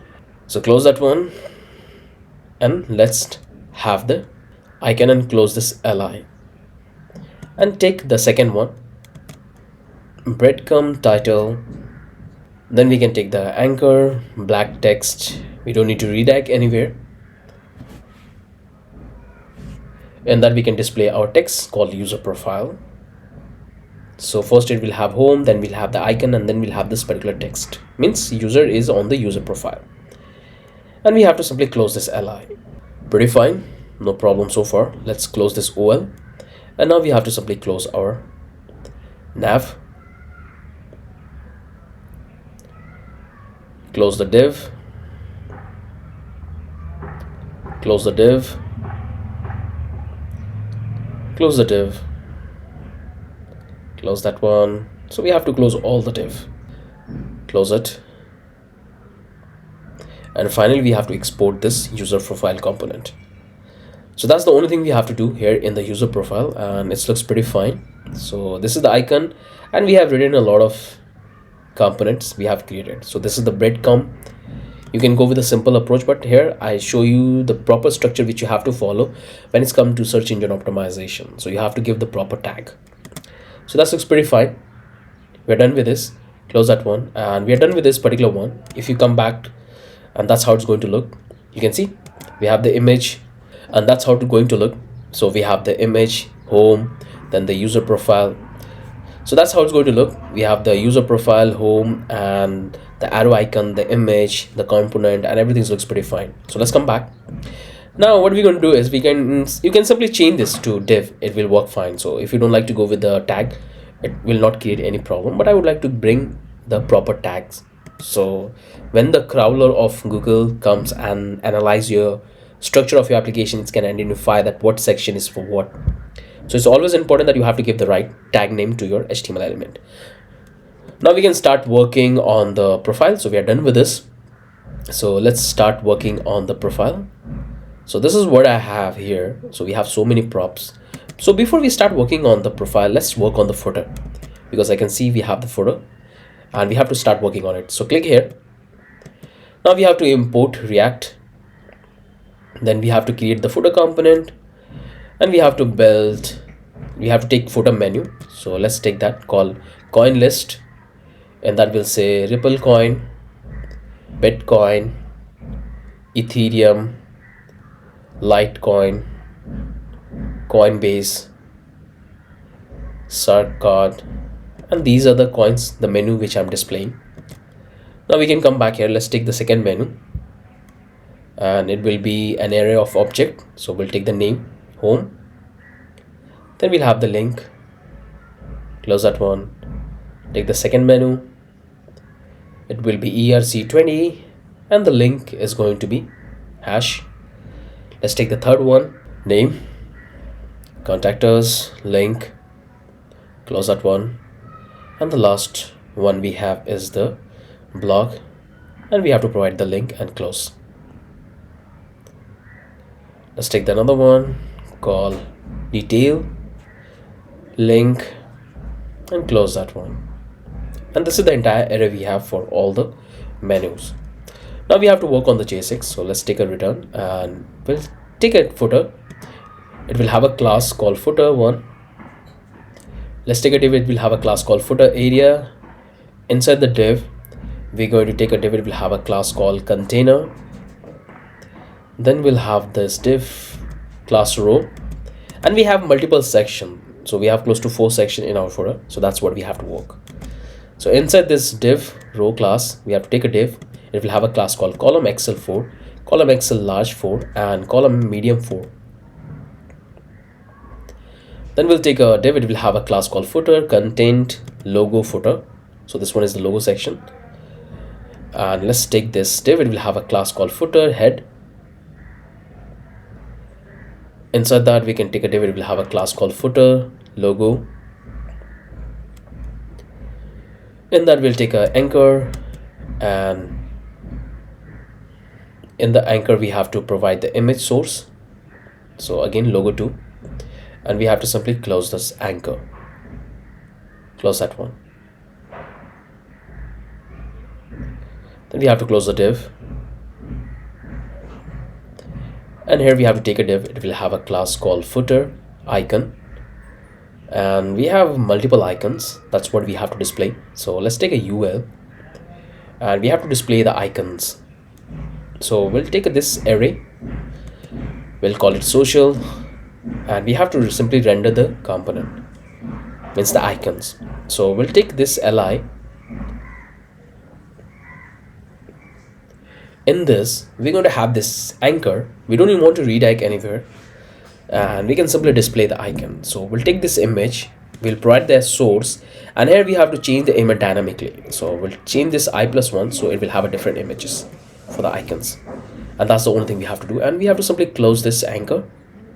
So let's close that one, and we can close the li, and we have to close our dynamic block. Let's close our UL. Make sure close properly, okay? And at the end we have to close this icon, footer icon component. So we are done with that. Now we can come back here. Now we'll close the entire section, close the div, close the div, and now we can start working on the menu. So we'll take a div. It will have a class called column XL4, column large 4, column medium 4. In that we have to simply take a div. It will have a class called footer, content, margin 0. Inside that we'll take a div. It will have a class called footer, head, and we'll display this payment options, and we have to list down all the payment method we have defined in our array. So we'll take a UL. It will have a class called footer list. Inside that we'll take this coin list menu, and we have to simply loop. So coin indexed, and in that we're going to take this li. We'll say anchor, the name of the payment coin, close that one, and we have to close our dynamic block and the UL, close that one, then close the main div. Then we have to take another UL, and we have to call it footer list, because we're going to have one. And that we have to take the second menu list, and we have to simply render that. So let me do it. So li, then we have to take the anchor, provide that, and we can simply close that one, close the dynamic block and close our UL. So we have this two menu list. Now we can simply close our div, close the div, close the div. Now we can start working on our third section. So let's take a div. It will have a class called column XL4, column large 4, and column medium 4. And we can take a div. It will have a class called footer, content, last content, right, marg 0. In that we'll take a div. It will have a class called footer, head. Then we'll take h4 and we'll say subscribe. Let's take a p tag, and let me quickly copy and paste the text. So that's the text. Now we have to take a div. It will have a class called subfield. Inside that we have to display our input field. So we'll take a div. It will have a class called subscription input, and in this particular div we have to take our input field. Let's take this type is going to be email, class is going to be email, form control with 80. We'll have the ID called sub email. Then we'll display the placeholder called type email, and then we have to simply close the input field. Now we'll take a button, and we have to assign the properties. So the very first one we have to add is the type is going to be a submit. Then we'll take the ID called submit. Let's take the class called sub button, coin button. We have to simply provide our text. So let's call it subscribe, and we have to simply close our button. Now we can simply close the div, close the div, close the div, close the div, and close the div, close the div, close that one, close this one. And now we have to work on the copyright section. So let's come back. Let's take a div. It will have a class called footer area bottom. In that we have to take a div. It will have a class called container, and inside the container class we have to take a div. It will have a class called row, and we'll take a div. It will have a class called column XL6, column large 6, and column medium 6. In that we have to take a div. It will have a class called copyright, and we can take a p, and let's display a short message, copyright 2023, and we can add this anchor. We'll say the blockchain coder all right reserve, and we can simply close this p tag. So this is the copyright message we have.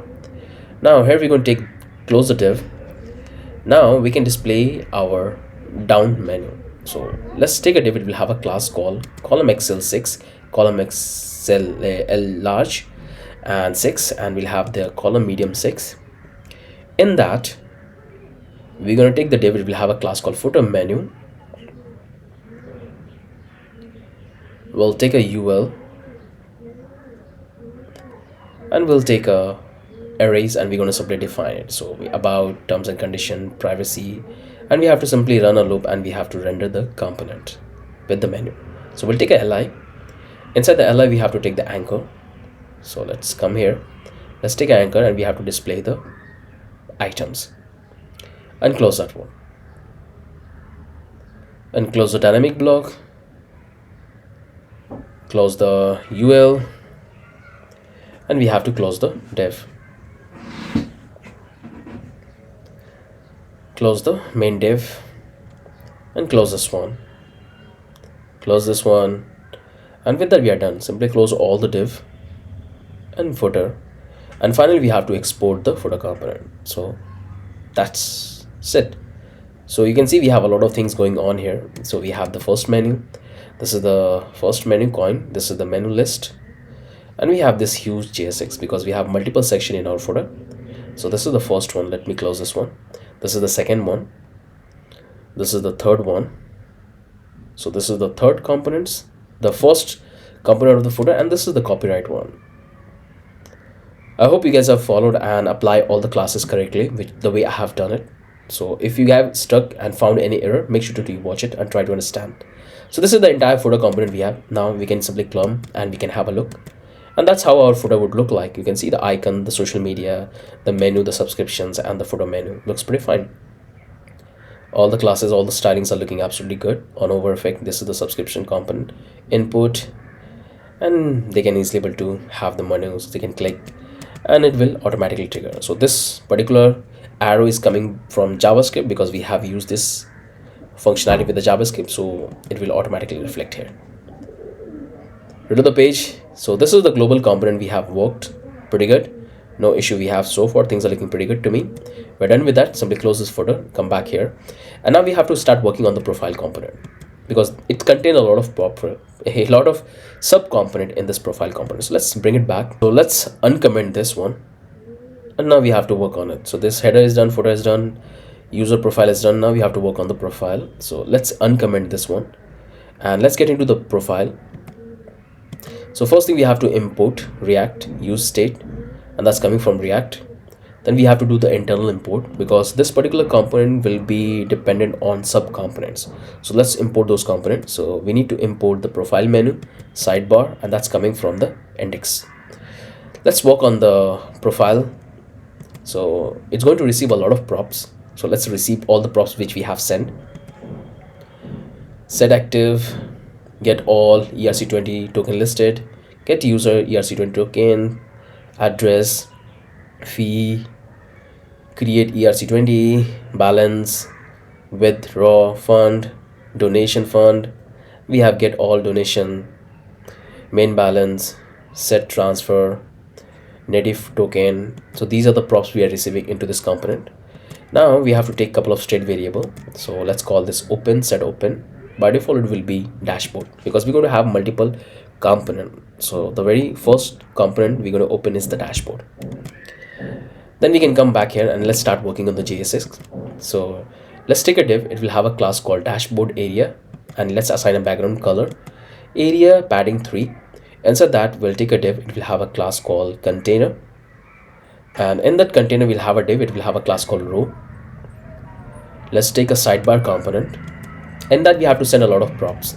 So we have to send the props called address. Then we have to set this set open. Then we have to send this open, set active, and we have this set transfer, and close the sidebar. Now come back here. Let's work on the profile media. This is the another component. In that we have to send the props. So like in that we have to send this native token because we have to display all the information of the tokens. Then we have the main balance. Then we have the get all donation. We'll have the donation fund. We have the withdraw fund,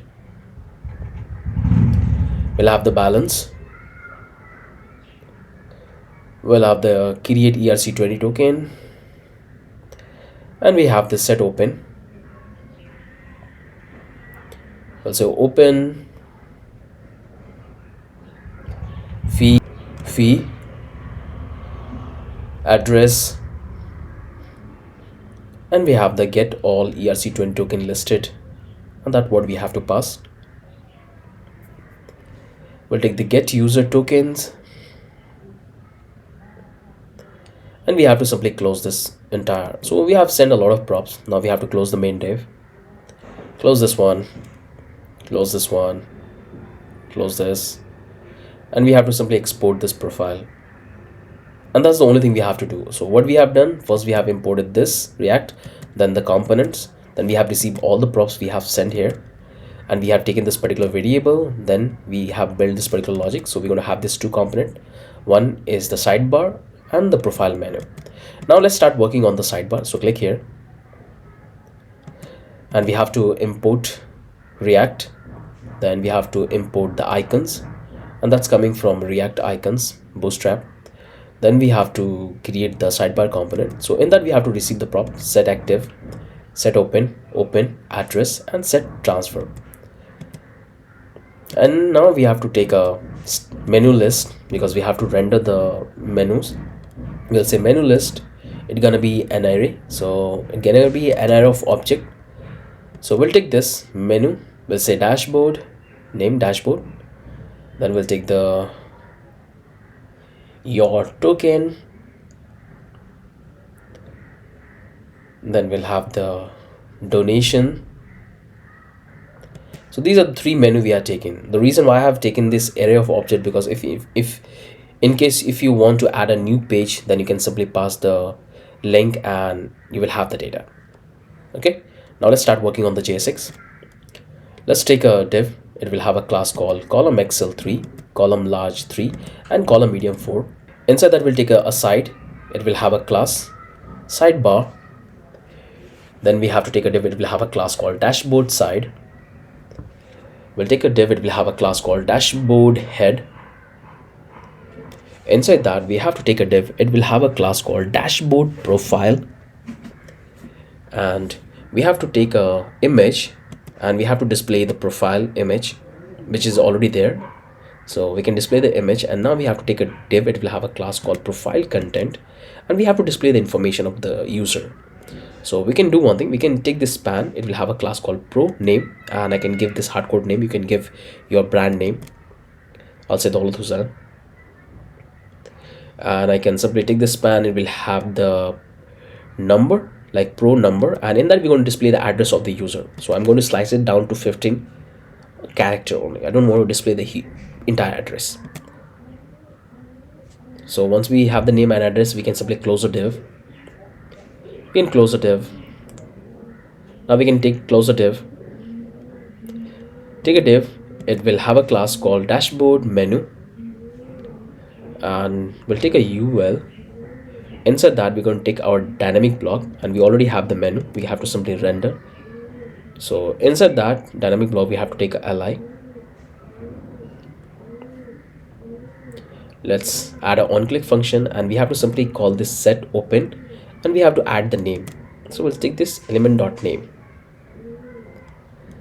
then we'll call this class, like if open is equal to element.name, then we have to add this class active, otherwise empty. Okay, that's how we can make the particular component active, and we have to simply render the menu. So inside that we'll take a anchor. We can display the icon. We can take a span. It will have a class called new space, and so it will provide the space between the icons, and then we can simply display the name of the icon, and we can simply close the anchor. So that's the anchor we have, and now we can simply close our li. Then we can simply close our dynamic block. So we have closed our dynamic block, and now we have to display two more menu. And the reason why I have taken these two menus separately, because we have to attach on-click function on that for creating and for transfer. So let's take a li. It will have an on-click function. So we're going to simply call set active true, and we'll take an anchor. We don't need to redirect anywhere. Inside that, I can display the icon. I'll take the span, the space, and then I can simply display our menu. So I'll say create token, and I can simply close that one. Close the li. So this is the exact thing we have to do one more time. So simply let's do it quickly. We'll have an on-click function, then we have to call this set transfer, so it will become true and the transfer component will be displayed on top. Inside that, we can take this anchor. We don't need to redirect anywhere.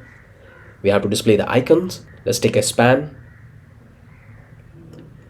and then we can display the menu. So we'll say transfer token transfer, and we have to simply close this one, and we can close our li. So that's pretty much. So we have all the menu. Now we can simply close this ul, and that's the only thing we have to do. Close the div, close the div, close the div, and now we can simply export this particular sidebar component. So that's the only thing we have to do here. You can see how easy it is. So first we have imported this, we have got all the props, we have created this entire menu, and here we have getting all the props, and that's what we are receiving. So this is the first section for the profile. Okay, this is the first section. Now this is the dashboard, the menu. So this is the ul, the dynamic data, and here we have this hardcode menus which has a click event. So good. Okay, so we are done with the sidebar. Now we have to work on the profile menu. So this one is going to be a little huge because we have sub component into this particular one. So let's get into this. Let's start working on this. Click on that. So first thing, we have to import React, then we have to do the internal import, and we have to import couple of component, table 2, and that's coming from the index. Then we have to work on the profile main. We have to receive the props, so we have to receive a lot of props like all token, then user token, set open fee, create, address, balance, withdraw fund, donate fund, get all donation, main balance, native token. So these are the props we are receiving into this component, and now we have to simply come back here. Now we have to render the details. So we'll take a variable called details, and it's going to be in our array type, so it will have a lot of information. So it will have the title, then it will have the value. So this data is available in this particular variable. So if the user have created any token, then we're going to display the number of token he has created. Otherwise we're going to go with the default value which is 0. So this is the create. Now we have to display the entire token. So we'll say title is ERC20 tokens, and this will be the entire token in the marketplace. Otherwise 0. Close that one. Let's take another one. Title is going to be listing fee, and we already have the fee. Then we have the title is the donors, and we have to display the length of donation we have received. Let's take another one. This will be the title called native token symbol, and we have to display the native token balance. Let's take another one. We'll have the title called contract balance, and we'll have the value. We'll display the main balance. Otherwise it's undefined, and we can simply, so what we can say that if main balance equal to undefined, then we can say only owner can see. Otherwise we have to display the balance. Simple, pretty good. So this is the entire menu we have, which we're going to render. Now we can come back here. Let's take a variable called contract owner, and this is the address of the contract owner. So I'm going to put here because I have to display dynamic component. So based on the owner of the contract interaction, I have to change the component data. So let's take this address for owner. So the address you have provided in the smart contract as an owner, make sure to take the exact address. So we have this variable. Now we can start working on the JSX. So let's take a div. It will have a class called column XL9, column large 9, column medium 8. Inside that, we'll take a div. It will have a class called row, user dashboard. Inside that, we'll take a div. It will have a class called column XL12, column large 12, and column medium 12. Then we'll take a div. It will have a class called user top, and we can display the div. It will have a class called user balance. Inside that, we'll take a span. It will say your balance, and here we have to take a div. It will have a class called main balance, and we have to display the balance which we are getting from our context. So we have to simply slice it down to 7 character. I don't want to display the huge, like 00, the huge number. So we have the balance. Now we can simply close the div. Take a div. It will have a class called user dashboard button, and here we can display 2 buttons, one for withdrawal, one for donation. So we'll say anchor will say user button, coin button. It will have an on click function, and we'll say donate fund. So remember that we are asking user to donate fund in our contract, and by default we want them to donate 1 ether. So you can set any value. We are going with a fixed donation. So that's the function we have to attach. In here we can simply call this donation 1 Matty. So that's the donation we want. Close that one. That's the first button we have. That's the first button we have, and the second button is going to be for the withdrawal, but we want to allow only owner of the contract to see this particular button. So let's build that condition. So we'll take this address is equal to the contract owner, then only we have to render this component, otherwise we have to hide it. So I can say anchor, it will have an on click function, and we'll have to simply attach the function withdraw, and let's assign these classes user button color. In that we can call this withdraw fund, and we have to close our anchor, and we have to close our dynamic component. Pretty good. Now we can simply close the div, close the div, close the div, close the div, and we'll take a div. It will have a class called row dashboard content. Inside that we'll take in that we have to render the details of the data we have taken. So we already have this array. All we have to do is to loop over it. So we'll say detail index, and we have to make it instant return. So we'll take a div. It will have a key, because every single component will have a unique ID key. It will have a class column XL4, column large 4, column MD6. Then we'll take a div. It will have a class called single dash head. Inside that we'll take a div. It will have a class called dashboard amount deflex flex wrap align item center. We'll take a div. It will have a class called amount content. Let's take a span. It will have a class called pro name, and we have to display the name, the title, and close the span. So once we have the title, then we have to take a span, and here we have to display the value, the amount. Then we can simply close the div, and we can take a div. It will have a class called invest thumb. We'll take an image, and we can display the image. We already have the image, and that's what we can render, and every image going to be different in the component. That's why we have taken this condition I+1, and close the div, and close the div, close the div, close the div, close the div, and dynamic block. Now div.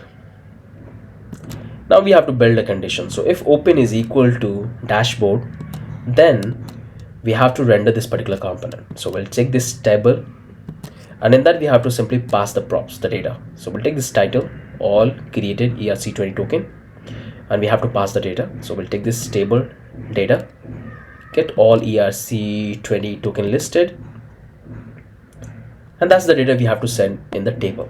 If open is equal to dashboard, else open is equal to your token, we can use the same table, but we have to pass the different data. So we'll say your tokens, and we have to pass the data called get user tokens. Else we have to simply call this donation. So if open is donation, then you have to call this the second table 2 component. We have to pass the title, your donation, all user donation, and we have to pass the data get all donation. So this is our dynamic component, and at the end by default we're going to have this empty string. We're not going to render anything. So this is the safest way to render the actual component which you want to trigger. and display in the front end. Now we can simply close the div, close that, and we have to simply export this profile menu. And that's the only thing we have to do here. You can see we have done a lot of things. We have taken this React, then we have imported the component. We have received all the props here. That's what we are sent here, and that's what we are receiving here. Then we have taken this details, the menu, and in that we have the data which we're going to render in the component. Simply close that one. Here we have the condition for the owner, because we have this to button. So this is the first section. Close that one. This is the second section, and here we have the dynamic block which we want to trigger based on the condition. With this, looks pretty fine, and now we can start working on the table. Click here. We have to import React. Now we have to take this table components, and we have to receive the props, table data and table title, and we have to start working on the J6. So let's take a div. It will have a class called row. It will have a div called class called column XL 12, column large 12, and column medium 12. Then we'll take a div. It will have a class called send money from transaction log. Inside that, we'll take a div. It will have a class called from text,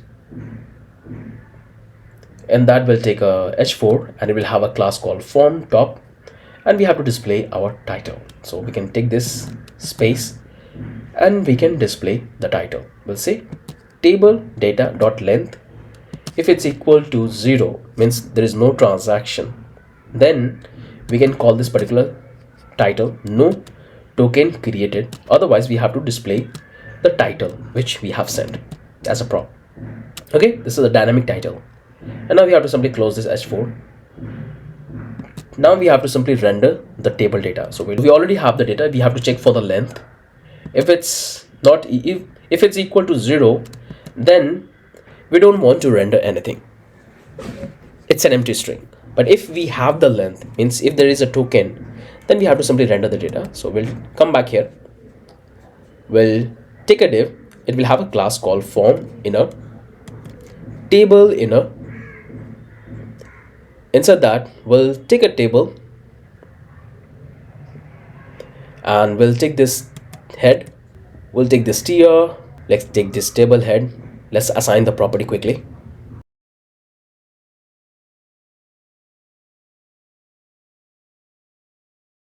So we are displaying all of this data like date, transaction hash, token address, supply, name, and symbol. So we are done with this head. Now we can simply render the data. So let's take a fragment, and we'll take a data, and we're going to simply loop over it. So we'll take this token, and it's going to be an instant return. So let's take a tier. We have to assign a key. Let's take this table body, and we have to render the data. So first one is the create date. Let me quickly render that. And in that we have to attach an on-click function, because the user can click and they can copy the transaction hash and the transaction address. So we'll take this navigator.clipboard right, and in that we have to simply pass the data. So we have to pass the transaction hash. So the data is already available on token transaction hash, and close that one. So simply close this block, dynamic block, and close. Now we have to simply display the transaction hash, so which we already have here. Let's slide it down to 15 because it's a huge. We don't want to display the entire one.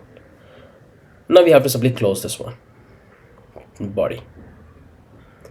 Come back here. Now we have to do the same thing with the address. So let me quickly write it.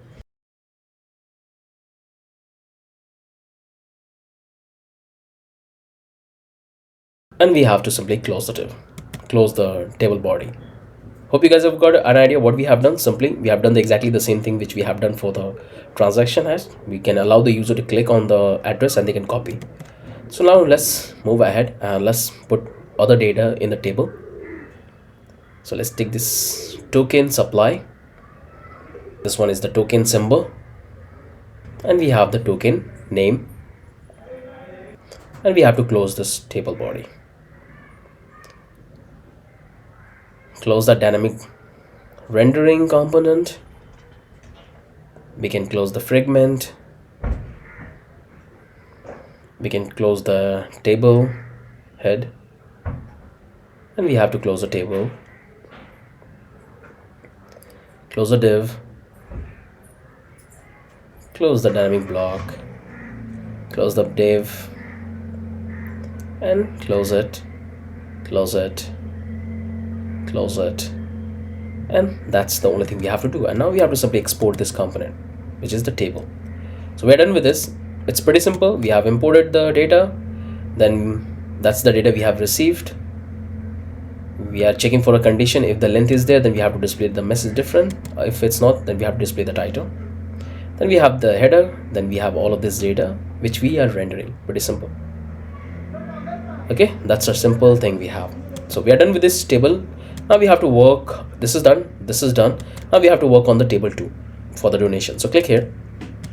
Let's import the React. Now we have to create the table 2 component. We have to receive the data, the title and the table data. Let's start working on the JSX. I'm going a little faster. If you guys think that I'm going a little faster, you can adjust the speed, because right now we are working on the UI part. So I'll go a little faster because these are the simple thing. Then we'll take a div. It will have a class called column XL 12, column large 12, and column medium 12. Then we'll take a div. It will have a class called send money from transaction log. Then we'll take a div. It will have a class called from text. Inside that we'll take a header like h4, and we'll display our text. So it's going to be a dynamic one. So we'll take this table, length is 0. Then we can display the different message. But if we have the length, then we have to display the different message. So if we have, then we can say title and close this h4. The exact logic we have to follow, which we have followed in the first table. So the same thing, we have to check for the length. If we have, then we can, if we don't have, then we can display nothing. Otherwise we have to display the entire table component. So let's take a div. It will have a class called form inner table. Let's take a table. Then we have to take the table head. Inside that we have to display the table. So let's define the heading. So we'll have this th donation ID. Then we'll have the donor and the fund. Okay. Now we can simply close that one.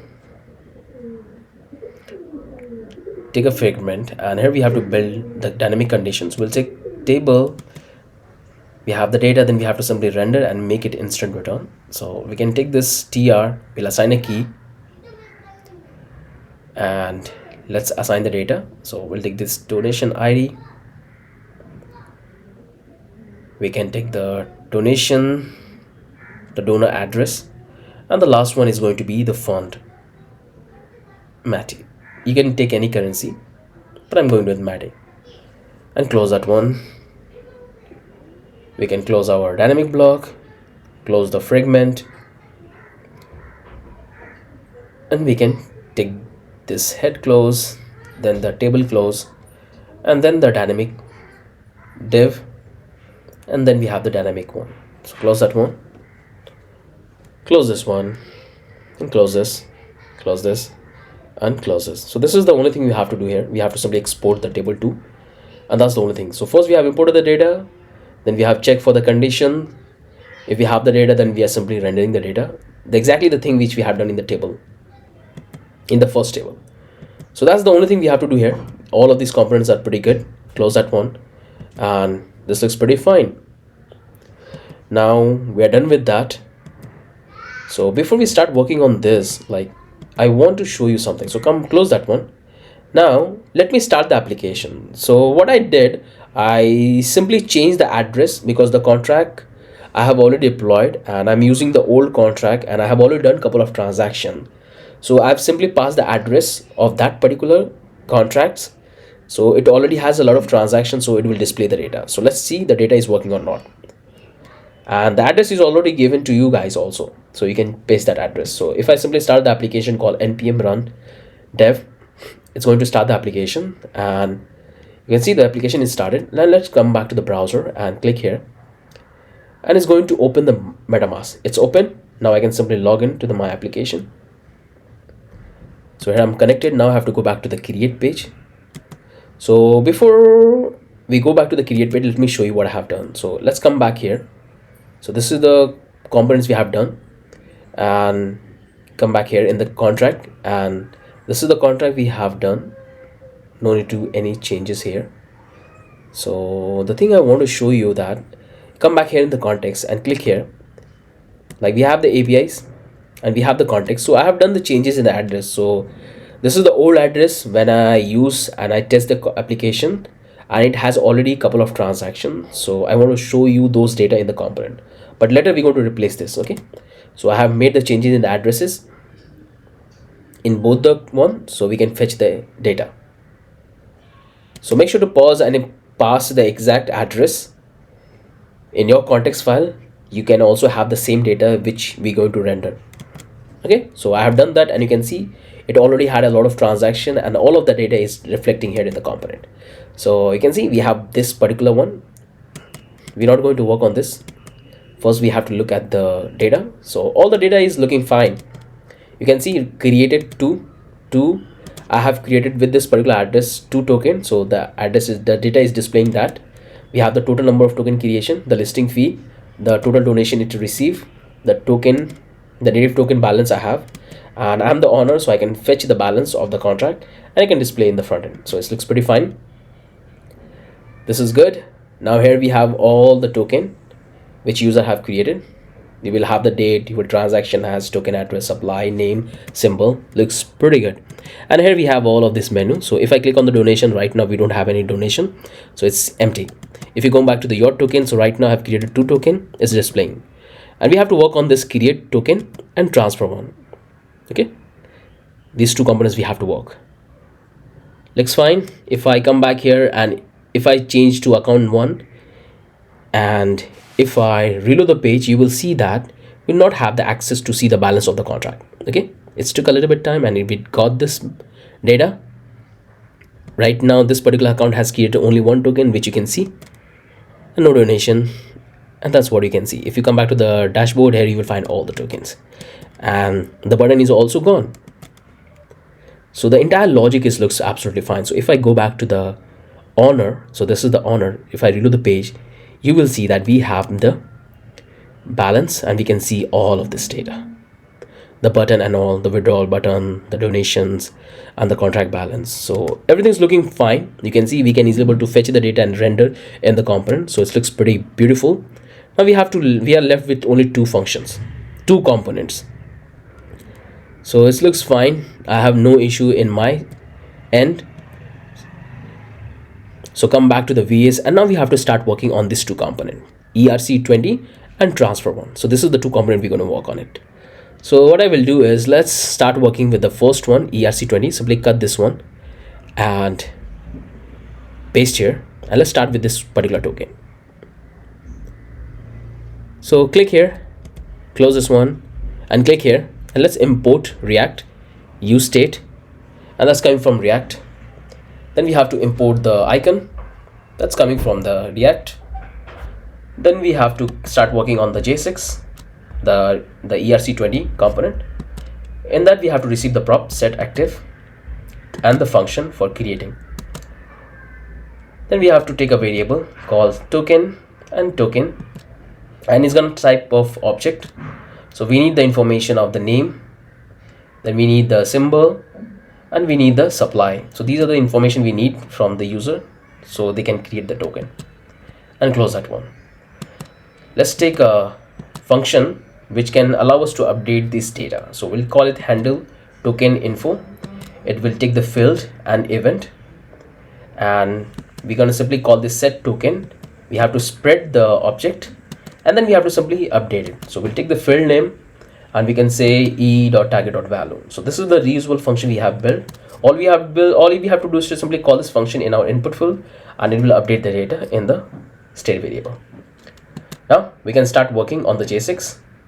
So let's take a div. It will have a class called login area padding fix. We'll take this div. It will have a class called login overlay. It's a closing div. Then we'll take a div. It will have a class called container. It will have a div. It will have a class called row justify content center text center. Inside the div, I can take a div. It will have a class called column XL 6, column large 6, and column medium 8. Then we'll take a div. It will have a class called login form, sign up form. Then we'll take a span. It will have an on click function. We'll say set active to false. Then we'll take the icon and we can simply close the span. Now we have to take H4 and we have to display our title. So we'll say login title, text center. We'll call it create ERC20 token. Then we have to take a div. It will have a ID called contact form. It will have a class called log form. It will have an input and we have to assign all the properties. So let's do it very quickly. Type is going to be text.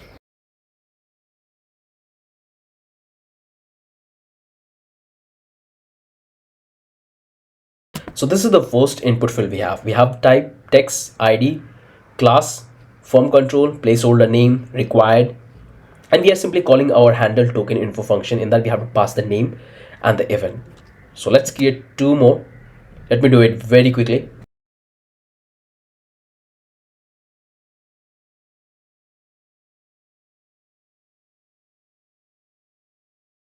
So this is the second input field. In that we are taking the symbol. We have assigned the ID, email, class, form control, placeholder symbol, and we are simply calling our handle. Let's create the last one.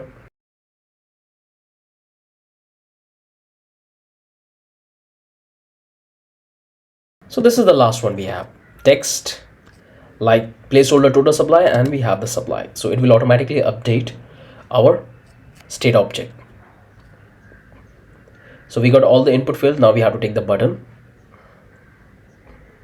It will have an on click function and we have to simply call our create ERC20 function, and in that we have to simply pass the token object, all the details. Let's call this submit, assign a class slide button, color button, login button, and close that. And we have to give the name create token and close the button. Take a div. It will say message submit and we can take this class h3 text center hidden by default. We'll take a div. It will have a class called clear fix. It's a self-closing div. And we can take a div. It will have a class called clear.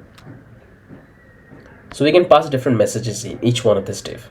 So we'll take this separator text center. So it will have some space.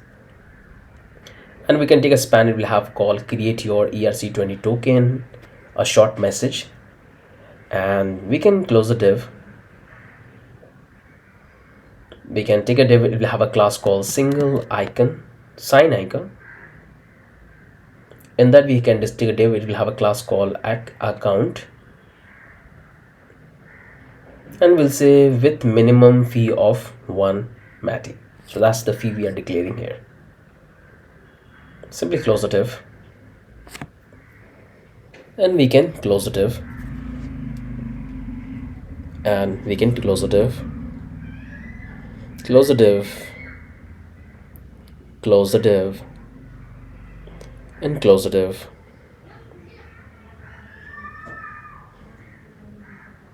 And we have to simply export the entire component, and that's the only thing we have to do. We got the icons, then we have taken this state of object. We have name, symbol, and supply. This is the function which allows us to update the state object. And we have taken this, the header. Then we have this 3 input field. This one name, this one is symbol, and this one is supply. We have taken the button. And we have taken this small decoration where we can display our short messages. So that's done with this. Now we have to come back here, and if I show you, if I click on this create token, it's going to open that pop-up model. There it is. If you click, you can pass all the information and you can create a token. So it's working. Now we have to work on the transfer. So let's start working on this. Let's remove this one. And it's going to be quite similar. So click on that. We have to import React, use state. Then we have to import the icon, the cross icon. Then we have to take the component. We have to receive the prop, set transfer native token. And we have to take an object, token object, and then we can take the information, the address. where we want to transfer and the number of token we want to transfer. Then we have to create the same function. So let's create very good.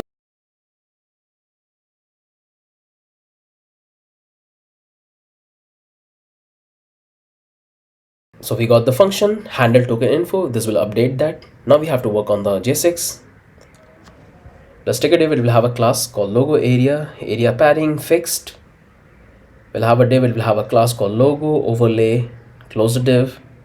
Then we'll take a div. It will have a class called container. Inside the div, we'll take another div. It will have a class called row justify center and text center. Then we'll take a div. It will have a class call excel 6, call large 6, column medium 8. In that we'll take a div. It will have a class called login form sign up form. Then we'll take a span. It will have an onClick function, and we have to simply call this set transfer to false, and we have to display our icon and close the span. Okay, then we can take this h4 and we can display our text. So login title, text center, and transfer token, exactly the same thing which we have done in that other component ERC20 token. So let me go a little quickly here. We'll take a div. It will have an ID called contact form class log form. Then we'll take a input and let's quickly assign all the property.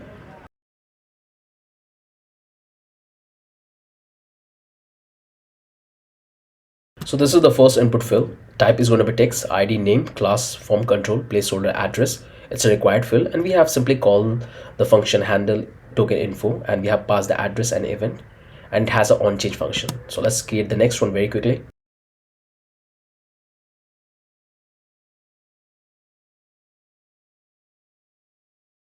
So that's our second input field for the amount. We have simply passed the information and we have updated.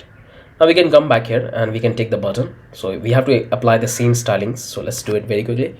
On click, we're going to simply call the transfer native token, and we have to pass the token object. Then we have to apply the type. It's going to be a submit. ID is going to be a submit. Let's assign a class called slide button, color button, login button. And now we have to simply call the text. So we can say something like transfer token, and we have to simply close our button. So close that one. Done with the button. Now we can simply come back here and we can take a div. It will have an ID called message submit, and we have to apply the classes text center hidden. That's by default. Then we can take a div. It will have a class called clear fix. It's a closing div. Then we can take another div. It will have a class called clear. Close that one. Then we'll take another div. It will have a class called separator text center, and inside that we can display our short message. So we'll take a span. It will have a create your ERC20 token and span. You can give any information. I'll simply close the div, and we can close the div, close the div, close the div, close this one, close this one, and we're done with this entire transfer component. And now we have to simply export that. So this is the entire component we have written. Looks pretty good. Simple import, taking the object, updating function we have, and we have this input fields. This is the header for closing, and we have this two input field which gives the information and the button and the clear message. Hope you guys have gotten. Now simply close that one, and we are testing with this existing contract address, the old one. We're going to put our new contract definitely. So save it, and now we can simply come back here. Every single thing is working fine. So we are done with this entire create page. Reload the page and things looks pretty fine. We have all of this information for the contract, the old contract. Okay, so we have all of this. Now I can able to see the balance of the contract. If I click your token, so I'm created this two token from this particular wallet. If I come back to the donation, I haven't done any donation. If I click on this create token, here it is. I can simply pass the name, symbol, and supply, and I can create. So I can close that one. If I come back to the create, this is the create one. So let's create a token. So let's call this to like what name I should give. Let's call it Schwab. coin, and I can give the symbol SHO. Let's have a supply to like 5 million and click on that. So it's going to trigger our pop-up message. You can see our MetaMask popped up, and here we are calling this contract deployment. Click on confirm, and the transaction is happening. It's going to make 2 transactions. So once this transaction is completed, we have to clear 1 more transaction, and that transaction going to store the information in our lookup contract, so the user can have their token and they can see the address the transaction has and all the information. So the transaction is completed, and just wait, and here you can see we have 1 more function to call, and thus we are charging the fee. Click on confirm, and now it's going to make the transaction. So the user has to complete both the transaction, and here the page will reload, and we got our token right up here. So Schwab coin, the supply, the symbols, address, hash, and the date, everything is looking fine.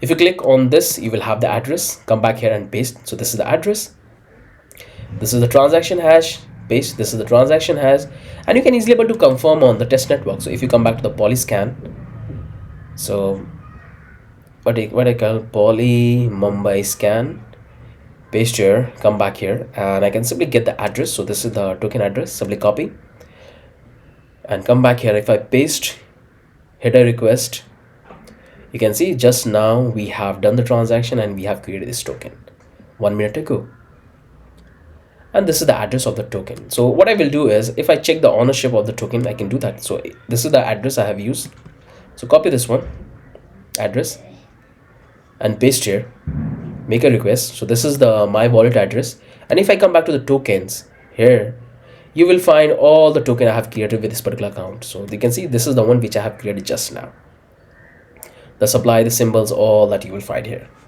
It's really powerful. So this is working fine. Okay, this is working absolutely fine. User have created the token, and now we have to check this one. So like I'm the owner of the contract and I have the token, because the moment I have deployed the token a contract, the token was assigned to my address, so I can simply transfer to anybody. So let's do the transfer. So if I come back here, and I can simply do one thing, I can get the address, this particular one, the first one, and I can get back to the account number 6 and reload the page. So if I transfer the token to the account 1, let's give it the token I want to supply, transfer to 100, and call this transfer, and here we are. It's going to trigger on MetaMask. Click on this confirm, and the transaction is happening. So just wait, and finally we are sending this DH token to the account number 1. So just wait, and here the transaction is completed. Looks pretty fine. The page is reload, and right now you can see this balance went down to 899 to 799. So this much fund we have, and if I come back to the account number 1, you can able to see the balance I have. So if I reload the page, you can find it's fetching the data, and here we have 100 token. Everything is working absolutely fine. You can see we can go to your token dashboard, create, and we have the transfer. Pretty fine. Now what I'm going to do is, so things are looking pretty good. Come back to the VS Code, and now we have to use our new contract address. So this looks fine. Close that one, and we have to work on this index page. So close that one.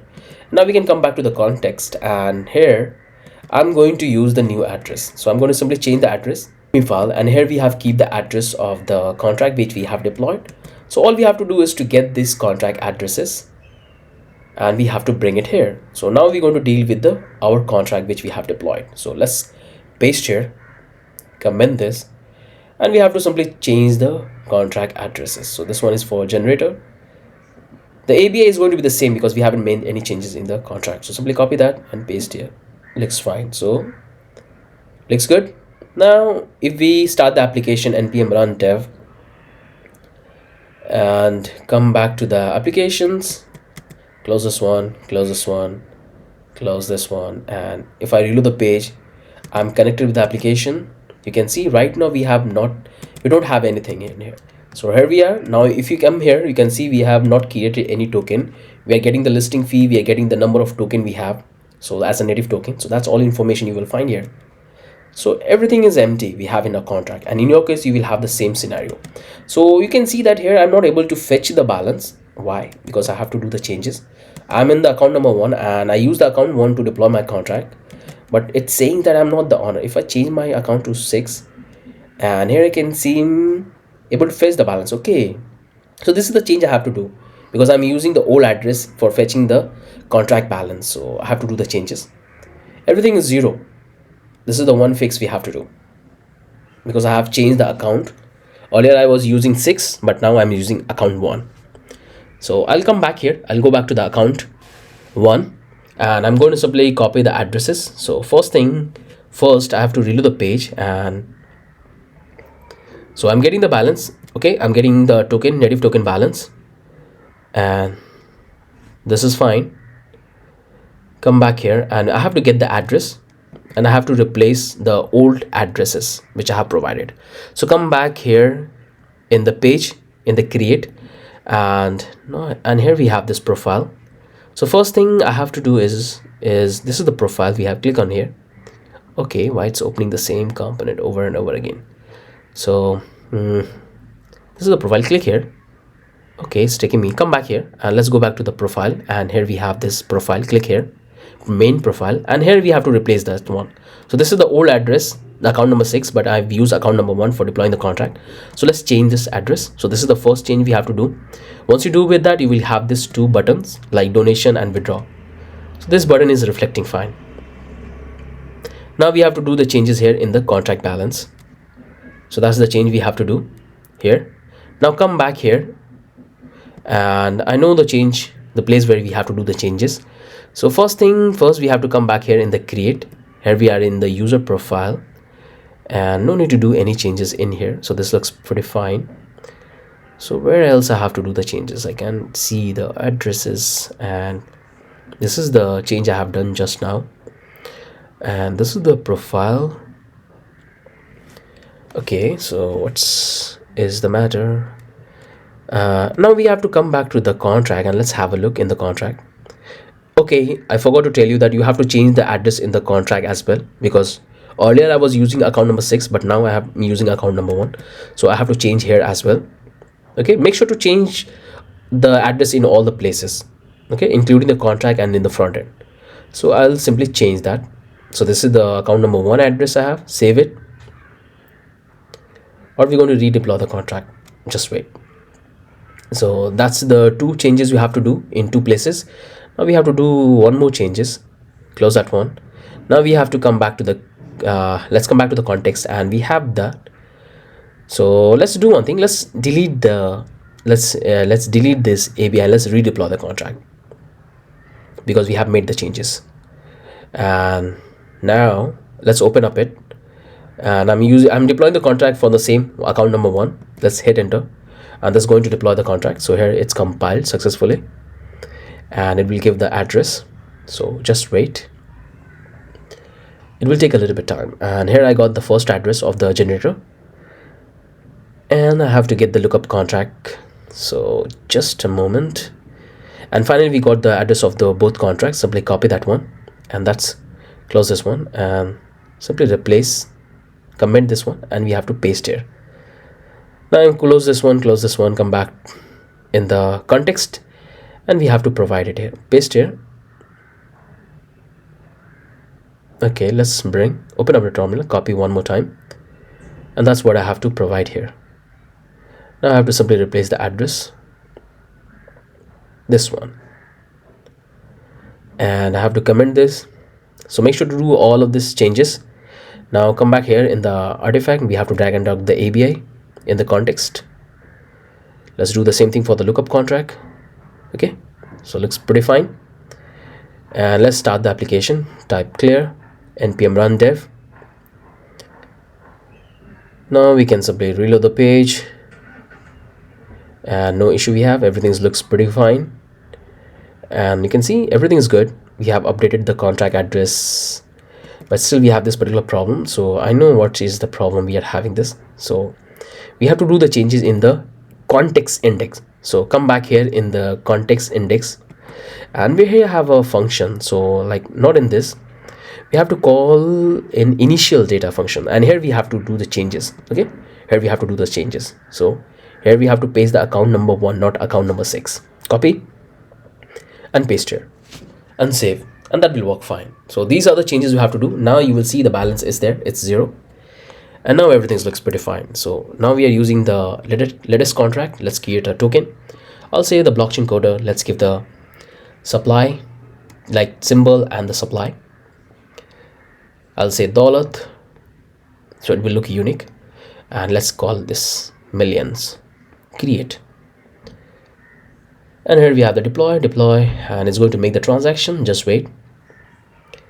This is the transaction is happening.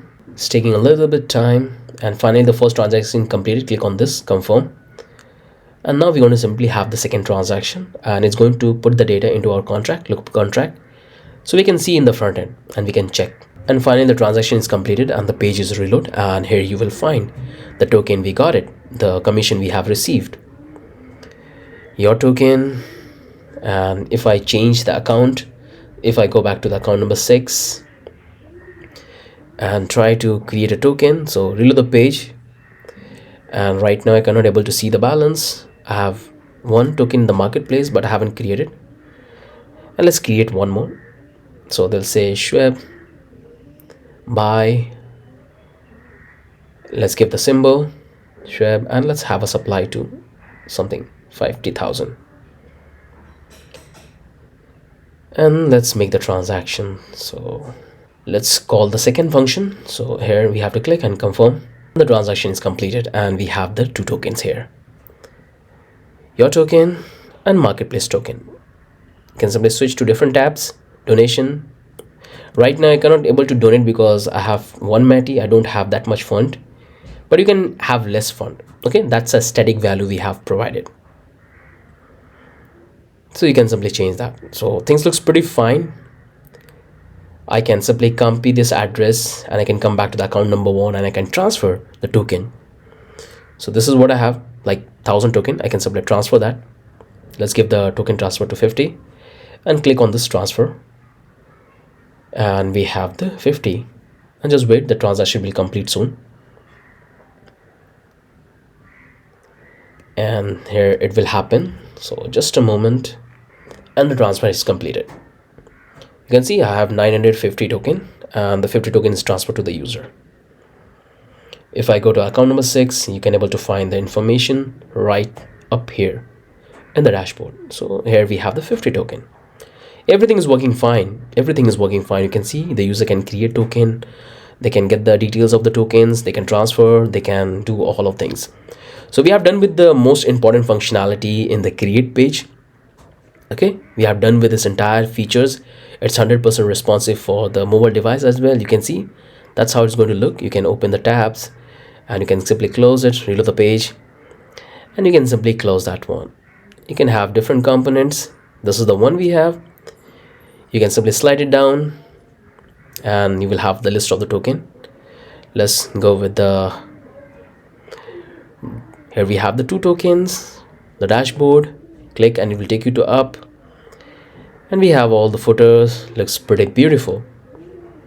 So that looks wonderful to me. Everything is working absolutely fine. You can click and you can come back to the home page. So that's what we're going to work next, the home page, because the core feature of our application is done. The core feature is done. Close that one, close that one, close this one, close this one, and this is we done. Now we have to work on the home page. So that's what we gonna start now. So finally I'm back. I took a half an hour break, and now we can start recording. So we're going to start working with the index page, the home page. So first we have to import React, then we have to do the internal import. In that we have to import all the component, header, footer, we need the about, brand, FAQ, feature, hero section, information, staking, and swap, and welcome. So these all components coming from the index. Now we have to import the context, and that's coming from context index. Then we can come back here and we have to create the home page. So we'll say index And here we have to take all the context function. So let's import that. We need the create ERC20. We need the get all ERC20 token list. Then we get the user. Then we get the fee, address, native token, transfer native token, and that's coming from the use state context. So we got our functions. Now what we're going to do is come back here, and now we have to work on the JSX. So we'll take a return and it will have a div. So we have a div, come back here, we'll take a header component. Then we have to call the main. Inside that we're going to have all the sub components. So take this main. In that we have to take the hero section. Then we have to take the about. Then we have to take the brand. Then we have to take the swap. And in that we have to send the props, so native token. And the second one we have to send this transfer native token. So close that one. Then we can take the next, welcome, information, staking, feature, and FAQ. And we have to close that, and we have to simply call the footer component. And you probably have noticed that there is only one component in which we are passing the props and the data, but the rest of the components are the static component. Okay, so here in this section of our tutorial we're going to deal with the front end part. So now we can simply export the index. So that's the all thing we have done here in the index page. So we have imported this, all the component, we have the context, we have got the functions, and we have this, remove this one, save it, and we have the hero, all of that. So what we can do is we already built the header and the footer, so looks pretty fine. I'm going to simply comment this for a while, and let's come back here. So you can see I have the header and I have the footer because we have already done it, and it's pretty good. Now we have to start working on the hero section. So come back here, let's cut this, and I have to simply bring it back, and we have to comment this portion. And now we can start working on the hero section. So this is the one we have to work. So click here. Now we have to import React. Then we have to come here, we have to build the entire component. So we'll say hero section, we are not receiving any prop. So I'll go a little faster. Okay, let's build the JSX. We'll take a div, it will have a class called intro area 2. Inside that we'll take a div, it will have a class called background wrapper. In that we'll take the image, and we have to display the image. So this image is provided to all of you guys.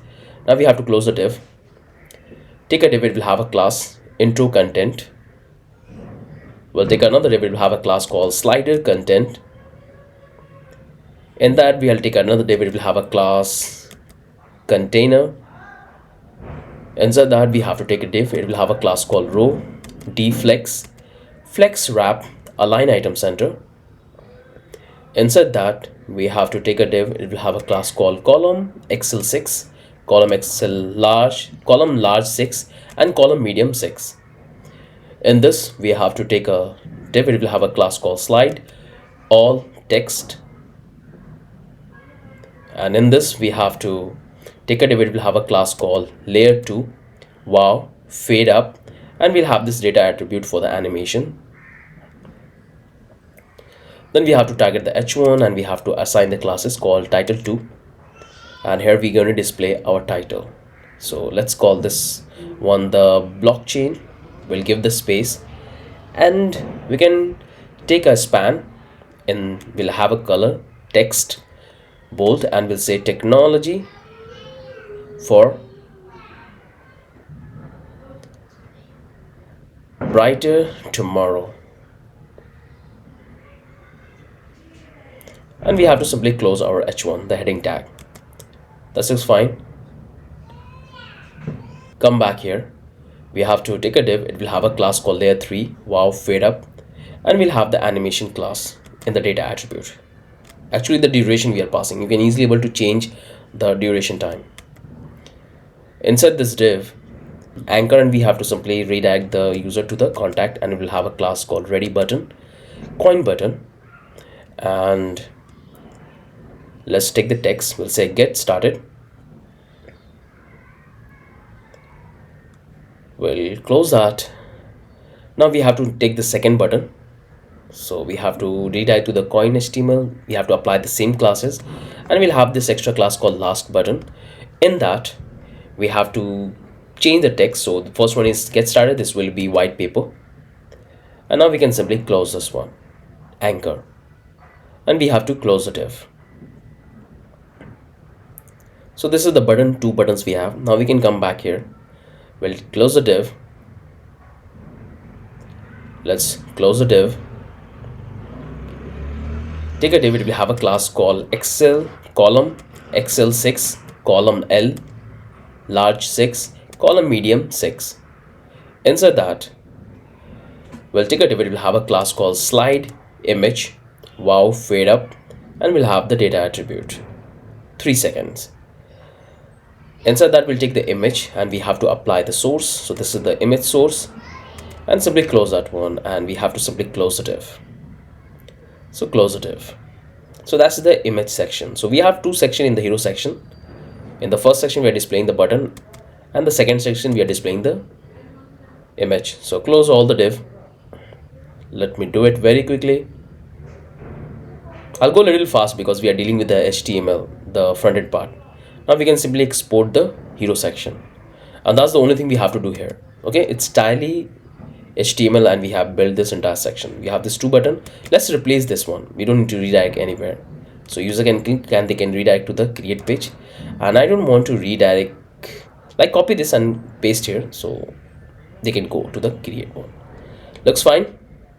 Now close here, save this one, and now come back here in the browser, and you can see this looks pretty well. So we have the text, we have the 2 buttons, user can click and can come back to the create page, and we have the image, and the animations are looking also fine. So this looks pretty good, very responsive. Close that one, and now we can start working on the next component, which is the about one. So again, it's going to be the entirely UI part, so I'll go a little faster. So let's cut this one and paste here. Now we can come back here in the about, click, let's import React, and we have to build the component. So we'll call it about. We are not receiving any props. Let's start working on the JSX. But before we work, we have to get the data, okay?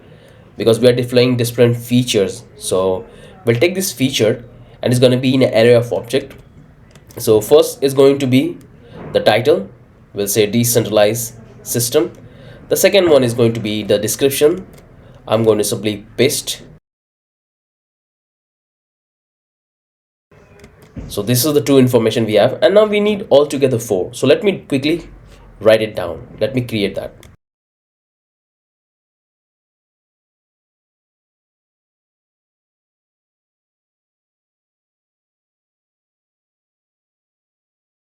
So these are the 4 errors we have created.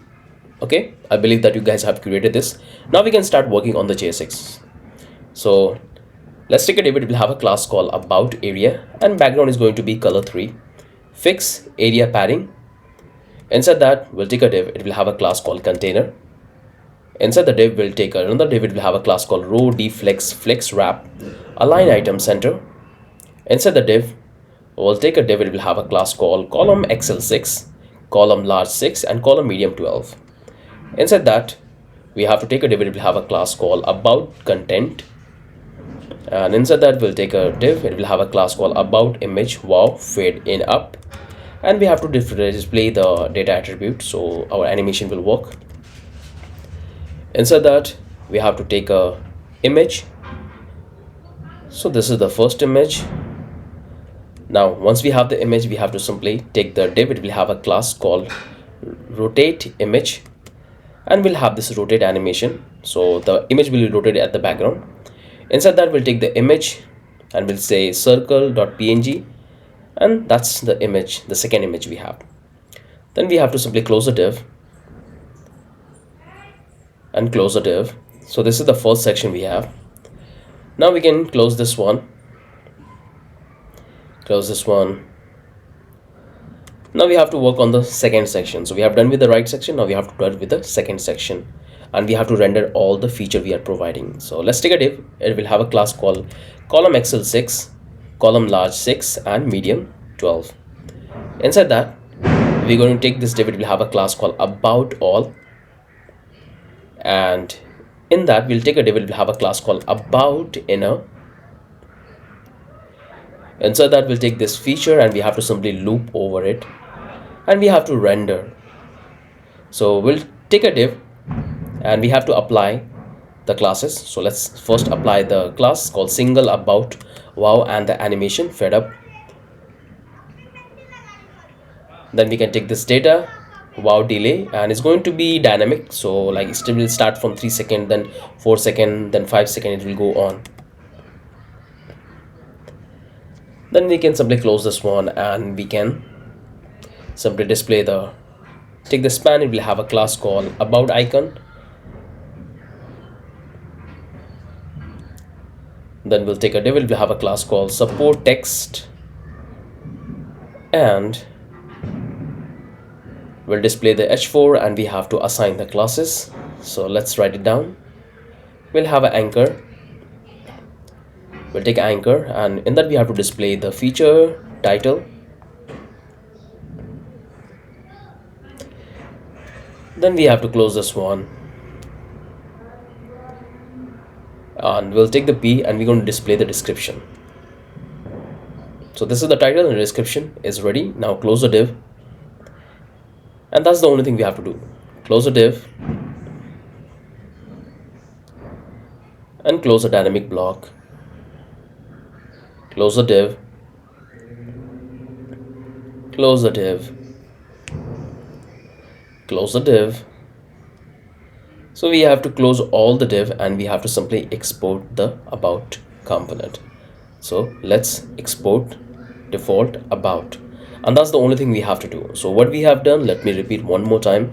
So we have taken this 4 array, decentralized system, this is the first one, this is the blockchain wallet, this is the web3 wallet. So we have taken this tree, and that's what we are rendering. Here we have the first half and we have the second half. Hope you guys have got an idea that what we have done. Now we can come back to the web page and we can see it looks wonderful. Reload the page, and here we have the hero section, and here we have the second one, the about one. And you will also get this particular button, you can click and you can go up, and this particular button is going to be triggered with the help of JavaScript. So you don't need to do anything because we are using a library. So whenever the screen size go above like 100 viewport, it will automatically get visible. So we can click and we can simply go on top. So we have this nice animation, you can see the image is getting moving at the background, so it's rotating, looks pretty good. So we are done with that. Now we have to work on the brand section. So this is the one, simply cut this and we have to simply paste here, and let's start with the brand one. So first we have to import React, then we have to work on the component straight away. So we'll say brand, we can come back here, and here we're going to work on the JSX. So take a div, it will have a class called brand area bg color 3. Inside that we'll take a div, it will have a class called container. Then we'll take a div, it will have a class called row. Then we'll take a div, it will have a class called new margin column XL 12, column large 12, and column medium 12. We'll take a div, it will have a class called new flex brand content. Inside that we'll take a array, let's take the 5 array 7, and we have to simply loop over it. So image I, and in that what I'm going to do is we already have the image, so we're going to take this div, it will have a class called single brand item, and we're going to take the anchor. In that we have to take the image, so we have to assign the property. So let's take the class new image with, and we can take the source, and it's going to be a dynamic. So we already have the images in the brand folder, and from there we have to get one by one. So we have brand 1, brand 2, brand 3. That's how we're going to render it. So this is the image, looks good. Close that one, close the anchor, and close the main div, and we have to close the dynamic block. And now we can simply close all the div. So let's close it very quickly.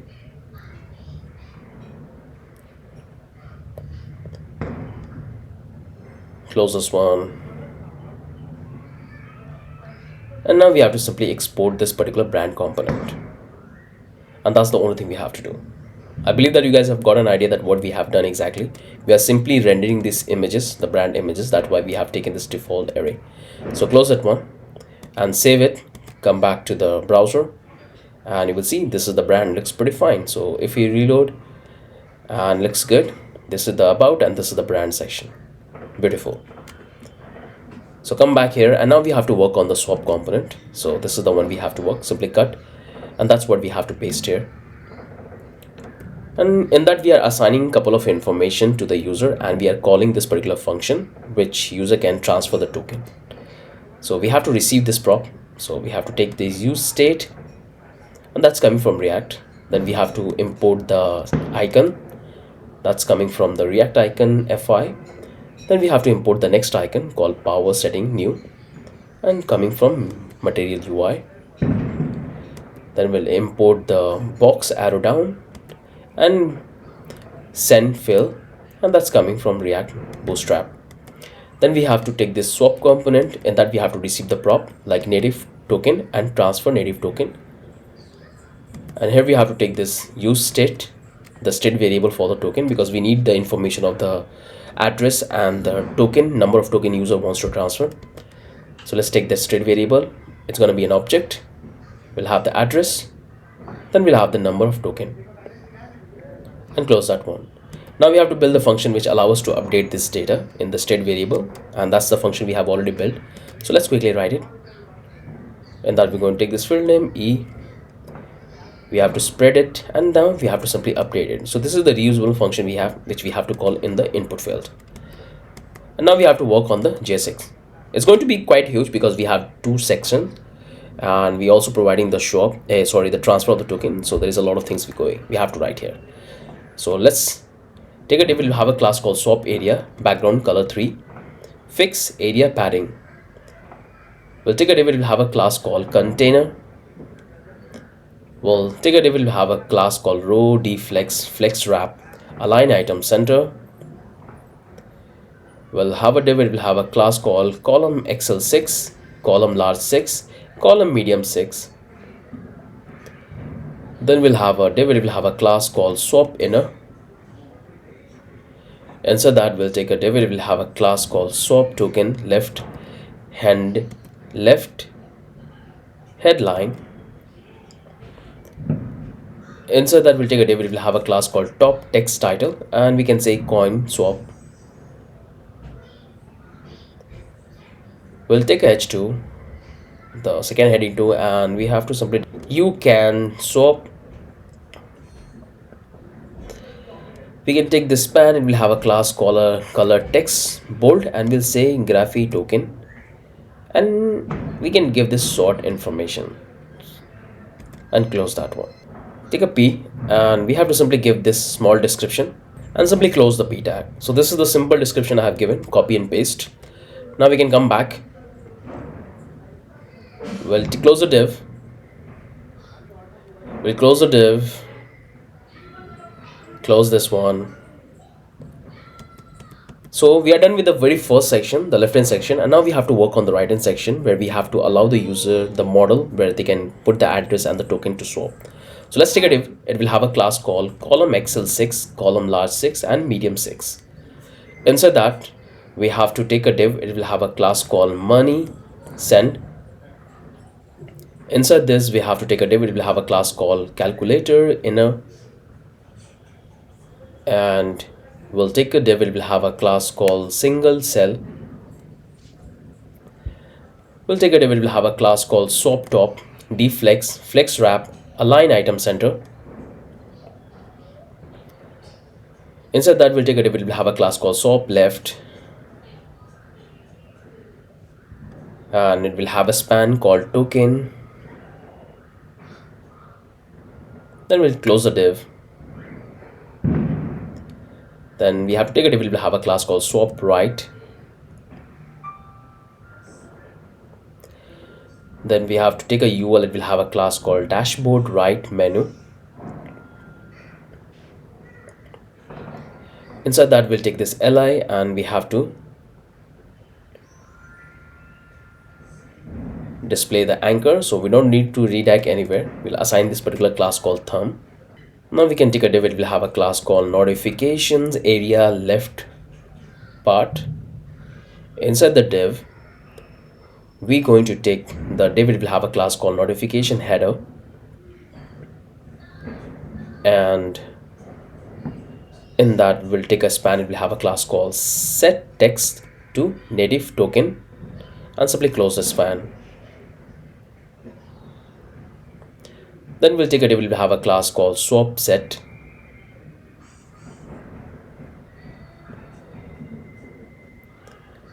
We have to take a span and close the span. So this is a short message. Now we can come back here.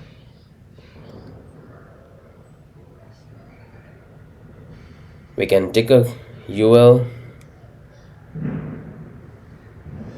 and we can display the information about the token. So take a LI, and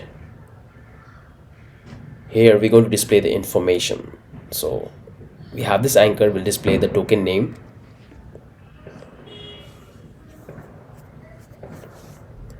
and we have to close this one.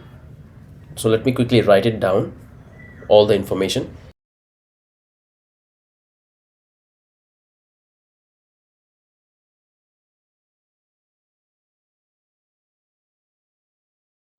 And close the UL. So we have all this information. Close the div.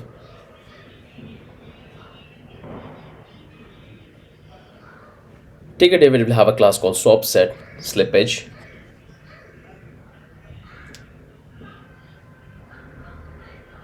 We'll take a span. We'll say address, native token address. We have to display.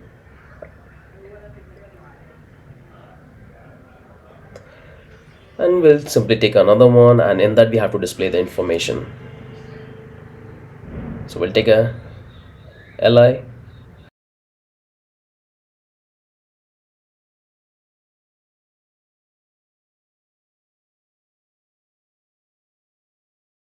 so what we are doing, we are simply rendering all the token information. So close the div.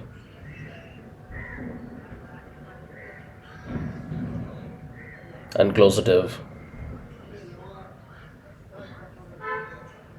Close the div.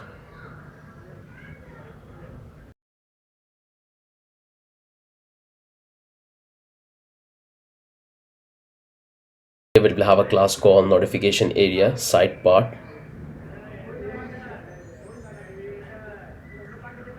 In that we can take this div. It will have a class called author body text center.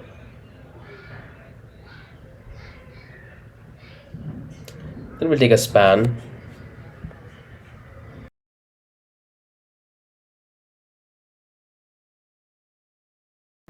And now we have to display this small button, so you can redirect the user to your ICO. Now close the span. Close the div.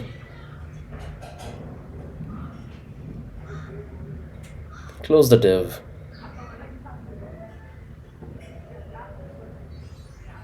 Close the LI. Close the UL. Close the div.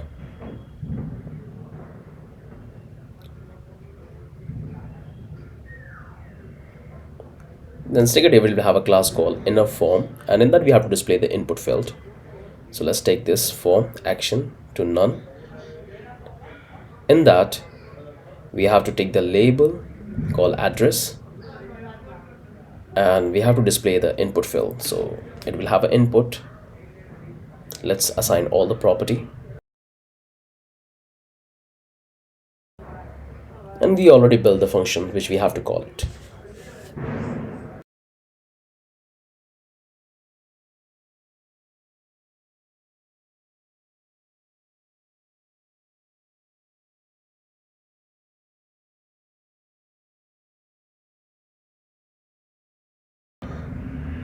We'll take a div. It will have a class called inner form, and in that form we're going to simply perform the action to nowhere, and we have to simply display the label.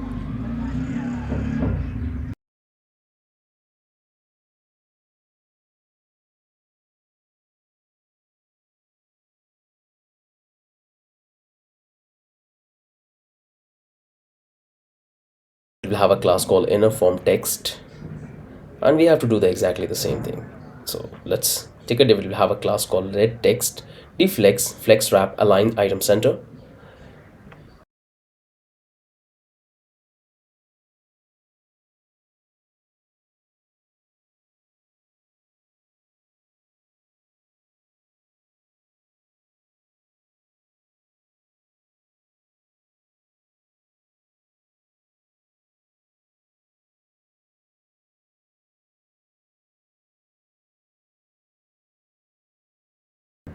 So we have written so many code. You can see the entire JSON is so big. So we have taken the all of things. So we have this imports, we have the token object, when we have the function, and we have all this dummy data. So this is the one, close that one, and here we have this header. We have multiple drop downs where we are displaying the data and the balance, all of things, and we have this input forms which user can click and they can have that. So close that one. So we are done with this. Now we can come back and we can have a look. So reload the page, and you can see this is the brand, and here we have this one. So this is the left hand side, coin and all the information, and here we have this form. So you can click and you will have all the details about the token. Pretty good, including the balance and the address of the token. All of things looks pretty good. So you can easily able to find that how much token you have in this particular native. And this is the short message. You can click and you can redirect the user wherever you want. And this function is already working. You can simply pass the address and you can transfer the token if you have. So this looks fine. It's working absolutely great for me. So we are done with this section as well. Now this is not working. Okay, it's working fine. So this section is also done. Now we can start working on the next section. So let's check. Okay, all the data is looking absolutely fine, means we are fetching the data from the context and we are displaying in the component, and that's good. Come back here, and now we have to work on these 5 components. So what I have decided is that I'm not going to work on the information staking feature and FAQ, because these are the same repetitive JSX I have to write. So the only one I'm going to create this one. So cut this one and paste here. So let's work on. So now we're going to start working with the welcome section. So click here, and today is Diwali, so that's why you can see a lot of noise, boom bam. So just ignore that if that's bothering you. So first we have to import the React, and now we have to work on the components welcome, and we have to work straight away on the JXS. So in that we have to take a div. It will have a class called welcome area background color 4 fix area padding 2. In that we'll take a div. It will have a class called container. We'll take a div. We'll have a class called row deflex flex wrap align item center. Then we'll take a div. We'll have a class called call XL6 call large 6, and we'll have the medium 12. Inside that we'll take a div. We'll have a class called row. In that we'll take a div. It will have a class called column XL6 large 6 and medium 6. In that we have to take a div, and let's assign the class called well service first well woe and fed in up. So the animation, it will have the data attribute, and we'll have a 3-second animation. Let's close this div. Inside the div we have to take a div. We'll have a class called service image, and we'll take the anchor. It will have a big icon. We don't need to redirect anywhere. Inside that we have to take an image and we have to provide the source. Then we have to simply close this one, close the div. We'll take a div. We'll have a class called main well. Inside that we have to take a div. We'll have a class called well content. Make sure to give the exact spelling which I'm giving. Okay, we'll have a heading 4 latest technology, the title, because we have 5 components, and we have to display this text, and close the p tag. Close the div, and we can close the div. So this is the first section we have. Now we can close this one. We'll take a div, and now we have to work on the next component, because altogether we're going to have five component, 5 to 6 component. So let's quickly take the classes. Well service, second well, wow, fair enough. We'll have a data attribute to 7 second,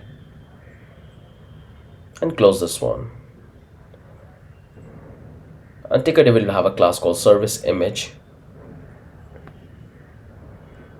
and it will have the class called big icon, and the same thing we have to do. So I'm going a little faster, so make sure to type it down.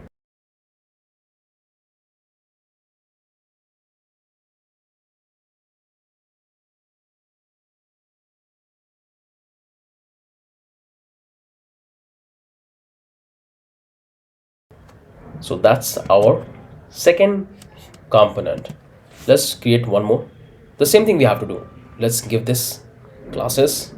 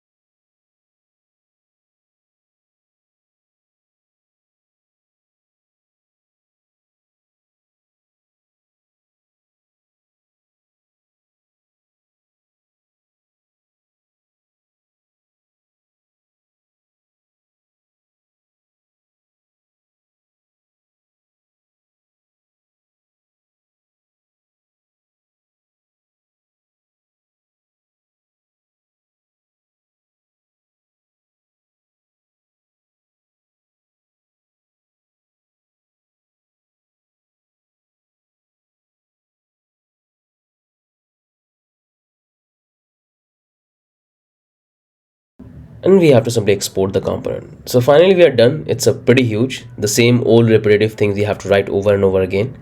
So like there is a lot of HTML we have written, and my throat was not that good, so I spoke a less in this particular section, but looks fine. Okay, I hope you guys can follow this. So this is the two section we have. Close that one, and this looks fine. So I'm not going to work on this information staking and feature. So if I come back here and if I reload the page, you can see we have this component. So this is the 4 card, and this is the button, and all of this section we have. Looks fine. So now we have to work on this FAQ, because that's the one only I'm going to work. I'm not going to work on the information staking and feature, because there is a lot of GSS we have to write. We are not building any actual function, so we're going to skip that. Now we can start working on the FAQ. So simply uncomment that and come back here. First we have to import React, and we have to import the icons coming from React. Now we have to work on the component. It's going to be quite same. It's going to be the lengthy one, so I'm going a little faster. We'll take a div. It will have a class called service, area, background color, Arial padding 2. Inside that we'll take a div. It will have a class called container. Then we'll have the div. It will have a class called row. We'll have a div. It will have a class called column XL, column large 4, medium 6. Let's assign a class. Text service, service title. Then we'll take this h2, take this text, color text bold, and we have the span and this small message. Close this h2. P, display the text message. Take an anchor and we'll say the button, and we'll have the all service, and close this one. Close the div, close the div. Now come back, let's work on the second section. Let's assign the same class. We'll take a div. It will have the classes called single service and the animation. Inside that, we'll have a div. It will have a class called service icon, and we'll have the image. Close this one. Take a div. It will have the class service inner, and we'll have the div. It will have the class called service content. Inside that, we'll take the h4 and we'll display the title. And now we have to display the p and close the div, close the div. Now we have to close the div and close the div. So this is the first component. Now we have to replicate a couple of times. So let's do the same thing quickly. Let me create that.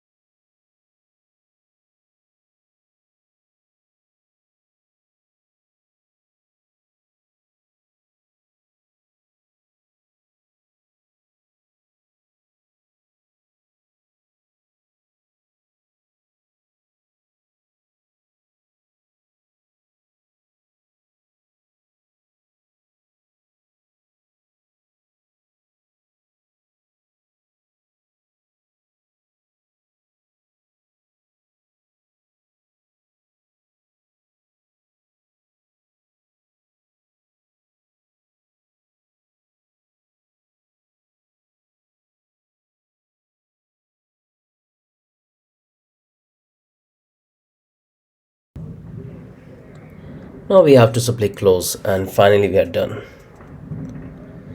Simply export this component and looks fine. So I know we have written a lot of code. We have so many sections, looks pretty fine. So this is the first one, this is the second one. We have changes in the structure, internal changes we have. Looks fine. So yeah, these are the 6 components we have. If you save, come back here and reload the page, and you will find that this is the one and this is the FAQ sections. Looks pretty good. So with that, we are done with this entire project. You can see we have different card structure and different data structure. So that's all look fine. Close this one. And I'm not going to work on this information staking and feature because that's an unnecessary HTML code. There's a lot of things we have to create. That's unnecessary. So I'm going to skip that part. And I would suggest you to skip this part. Okay, looks pretty fine. I'll simply bring it back. So what I did, I simply copy paste the code for the information staking and the feature. Let me show you how it will look because it has a lot of code. So this is the first one for the information section. You can see we have so many cards. So there is a lot of custom design. So I'm going to skip this part. This is the information and this is the staking one. We have multiple components. So we are not providing any staking features. So I'm going to hide this one as well. And here we have the information one, and this is the last one, the FAQ. So I will simply replace this part, but if you get the final source code in that, you will get all of this component. So come back here, close this one, and with that we are done with this entire application. So let's have a final look. Let's test this out. So we can come back here and we can create the token. So right now we have created this 2 token, and I can simply come here and we can give the name. So I'll say new token symbol new, and we have a supply to like thousands, and we have to click on confirm, and the transaction is complete. We have to do one more time, and this will take very less time. So just to wait, and it will happen very quickly.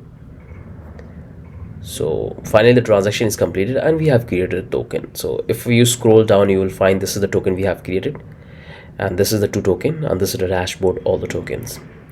So every single thing is looking fine. if I come back here, if I go to the account number 1, I can easily able to withdraw the fund from the contract. So this much fund I have, I can click this withdraw fund and I can take the fund out of this contract. So withdrawal and confirm, and you can see the transaction is taking place, and finally we have withdraw the fund and it's updated. Reload the page and there it is. Right now we have this 0. So every single functionality is working fine. This donation will not work because I don't have that much fund, but you can easily able to customize it. So looks pretty good.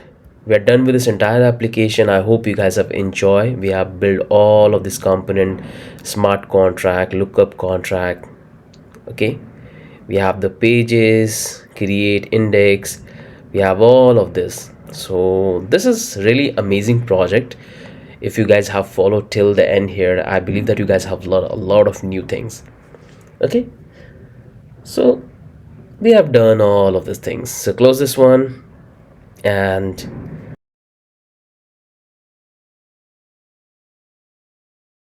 once you will download the source code, this is the zip file you will get. Make sure to extract that one and you will get this folder. Open that folder in your VS Code, click on this open, go back to download, and here we have this. Simply open that folder in VS Code. So this is what you will get in the final code. So let me take you through that with all the component and all the logic we have implemented. And this is what exactly we're going to code it together from scratch. And at the end of the video, I will show you that what extra templates you will get. You will get the complete UI part of our project with all the pages, which I will show you at the end of this video. So here we have the component. Inside that we have this profile. Inside that we have all the component. Now we have the context, we have the contract, we have the template of this entire application. So which I will show you that what are the pages you will get. We have different pages which you will get in the final code. Now we have the pages, then we have the public, then we have the script, then we have the style, we have test, utils, and get, ignore, and all of these folders and files looks absolutely good. Okay, so let me give you one by one. So this is the component. Inside that you will have all of these components. So all of the component we have built, some of the components are for global, some of the components for a specific page, and that's all details you will find here. So if you come back to the profile, here we have the profile page component. We have built all the things. If you come back here in the index, you can see this is the global component, this is the page component, and this is the create page components, and that's what we have divided here. So that's what you will get in the component. Now we have to get back to the context. Here we are simply deploying and getting the API of the contract and making the connection with the blockchain. So all the logic we have built right here in the index page, which we're going to do together. Here we have the lookup contract. Looks good. Close this one. Then we have the contract. So here we have this two contract, one the ERC20 token and the other one is lookup contract.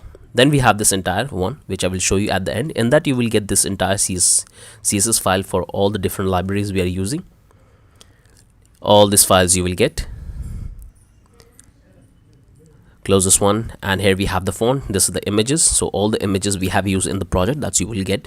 Then we have the background, blog, brand, features, and different images. We have icons, logo, slider, and team. So, and here we have the JavaScript library which we are using for animations and sliding. So that's all you will get here. So different images. Again, you don't need to worry about it. You will get that in the starter file and the final code as well. Close this one, close this one, and now come back to the pages. So in this project we're going to build only two pages. We're not going to build the entire pages, as you can see in the complete template. We're going to work on the home page, on the create page. So this is the page we're going to work on it, and this is the page we're going to build. So whatever you have seen just now, that's what we're going to build, the two pages. Here we have built all the logics. Looks absolutely stunning. Now we come back to the public, and here we have all the styling and the pages and the images for our project. Close this one, and this is the script file. Here we are simply deploying the contracts. Then we have the styles. Here we have the assets. In that we have keep all the assets file, all these assets. So we can simply import in our global CSS. Here we have imported that in the global CSS, and we have written some custom classes for some extra styling. Here we have the test, which you don't need to worry about that. This is the default test from Hardit, and here we have the utils, which keep couple of important function which allow us to interact with our blockchain. Then we have the get, ignore, hard config file, all of the things. So we're going to test that locally, and at the end I will show you that how you can test this contract on the Polygon. So we're going to do it together in both these two options. So all you have to do is to provide the private key of your wallet and make sure to have a couple of Maticoin for deploying to the Polygon, and it will work fine. and the rest would be fine. And here you have to install the exact packages version. So you can see here we have using couple of specific packages. So we are using this opens up link contract, this particular version. Make sure to use the exact one, no matter when you are watching this project, after a year or after 2 years, you have to install the exact one. Here we have the readme file, some useful links you will find here, assets and resources. So make sure to come and have a look. So what do you have to do? Open up your terminal, and there are a few things you have to do before you start your application. So simply split the terminal. First thing, we have to install the entire packages. Type npm and it will install the entire packages which we have defined here in the package.json file. So just give a moment, and here we have installed the entire packages. Simply clear the terminal. Looks pretty fine. And now what we have to do is we have to start our local blockchain. So type npm, not npx hard at node. This will start the local blockchain, and it says that we are getting this particular error. Can you guess why we are getting this error? Because we have to do the configuration in our hard config file, because we are testing locally, not on the Polygon. So come back here. What I will do, I'll simply select all this and I'm going to comment this one, and all you have to do is to paste this particular code. So pause the video and do it. So make sure to provide this nomic foundation, and this is the configuration you have to do. So early version and the chain ID, and that will work fine. So if you come back here, so we are using 8.0, so make sure to change this 8.0, and that's the only thing you have to do for testing locally. And this one is for the Polygon test network. Simply now you can open up your terminal and you can start the application. So simply type npx hard at node, and it will start the application. You can see our local blockchain is working fine, and it will give you 20+ account which you can use to test your contract. So let's come here, let's deploy the contract. We'll type, let me find the script. So npx hard at run network localhost script / deploy, because we want to deploy the contract. First it will compile the contract, and it will give you the address of 2 contracts. So first one is ERC20 generator, and then we have the lookup contract. So simply do these 2 contract we have. If you come back here in the context, you can see we already have the ABI. So let's do one thing, let's delete this ABI. But if you do any changes in the contract, then make sure to delete it. But if you want to go with the exact value we have defined, exact function we have defined in the contract, then you can leave it as it is. But for being on the safer side, I want to say simply delete that ABI. Click on this and delete. Work fine. Now come back here in the artifact, simply come here and drag and drop the ABI of the ERC20 generator, and we can simply drag and drop this one. Looks pretty good. Okay, we got the ABI, and close this one, come back to the context, and here you have to pass the address. So here you can see here I have already have 2 address, and when you will get the final code, you will get these 2 address there. So these 2 contract is already deployed on the Polygon, which I'm going to show you at the end. When we'll test this contract on the Polygon, I'm going to simply copy this addresses and pass in our application. So now what we have to do is we have to use the local address we have created. So all we have to do is to simply change this one. So simply come here, copy this one, ERC20 generator, and we have to paste here because we are testing locally. And we're going to simply paste it. Copy this one, lookup contract, and paste here. So we got this 2 contract, it's deployed, and that's the only thing we have to do. Now we have to simply start the application. Close this one, come here, and come back to the index file, and here you can see here we have built all the logic. So type npm run dev, and it will start our application on localhost 3000. Close this one. Now this looks absolutely perfect. Here you can see here we have the state variable, here we have the fetch initial data, then we are calling this function. This is the internal function we have, this is the also internal function we have, and we have this external, and this is the withdraw function, this is the donate function, and this is the transfer native token. So we have built all of this function which we're going to test it out. So it looks good. Now come here, close this one, and now if you're enjoying this project, so please subscribe my channel. That will motivate me a lot to come up with this project and make different apps on the blockchain. So make sure to come and have a look at what are the project I have built. Come here, close this one, open a new tab, and click on this localhost. Make sure to visit this localhost 3000. Here we have this ERC20. You can see this is the user section, and here you will find all the information about the user. So this is the balance of the user, and here it will display that how many token they have created. Here it will find that how many tokens are generated into this marketplace, and we are displaying the listing price, that when they will create their token, what are the amount they have to pay as a fee. Here we display the total donation, and this is the native token the user will have. So currently I'm the owner, so I'm have this native token, and here we're going to display the balance of the contract. So whenever user will make transaction and create their token using our platform, we're going to charge fee, and that fee can display here, and only all of the contract can see the balance. So currently owner of the contract is not me, so that's why you can see. You can come here, you will find all these different tabs. So from here user can come and they can create their own ERC20 token. So they can give the name, let's call it body gem. They can give the symbol, that what symbol they want to use the coin, and they can provide the supply. Click on this create token, and here it's going to make two transactions. So first transaction will create the ERC20 token, and the second token, in that we're going to charge the fund, and we're going to store the information in the front end UI part. And here you can see user have created their first token. So they can simply copy the address and they can check their details in any network. So let's create one more token. I'll say swap buy. We'll say buy, and we can provide this supply. Now click on this create token, and it's going to make this two transactions, so we can test. And here we have created this two token. So these are the two token. You will see the time, you can see the transaction hatch, you can see the token day address. So you can simply click on that and you can have a token. You can simply copy and you can check on any test network that who is the owner, how much tokens and created, what is the name, address, the symbol, which I will show you. Just watch, keep watching. If I paste here, you can see we have the address. So it looks pretty fine. Close this one, and here we have the name and the symbol. You can come back to the dashboard. Here you can click on this your token, so you can see how many tokens you have created. Here you can find all the donation the user will do on our platform. So let's do one thing. Let's switch to the different account 3, and now have to clear my MetaMask history and simply reload the browser. And right now you can see that I have not created any token, that's why it's 0. But in the marketplace we have total this per token. We have the listing price and everything is 0. So now we can simply create our first token. Click on this token, and now we can come on this create token, pass the name, new token, give the supply new, and we'll provide the supply. Click on this create token, and here it's going to make the transaction, and looks fine. And here we have created our ERC20 token. This is the one token we have created. Total supply, this looks absolutely stunning. And here you can see this is the one token you have created, and you are the owner of the token. And you can simply donate. You can click on this donate, and you can donate the fund to our marketplace. And here you will find the one donation.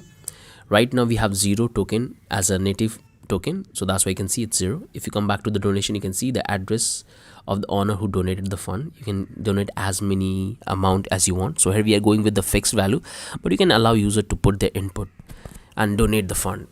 From here you can transfer the token, so the owner of the marketplace can transfer the token. Now if you come back here, now if I go back to the account 2, if I reload the browser, you can see all of this data is looking absolutely fine, and I have this much token in my wallet. So I want to transfer this token, so you can do that very easily. All you have to do is to get the address. You can see I have already imported this particular token in my MetaMask, and that's much token I have. So all I have to do is simply come here. I have to get the address where I want to transfer the token. So this is, you can see I have imported in here in account number 3 code. Here if I go to the context, you can see that right now we have this particular address of the token.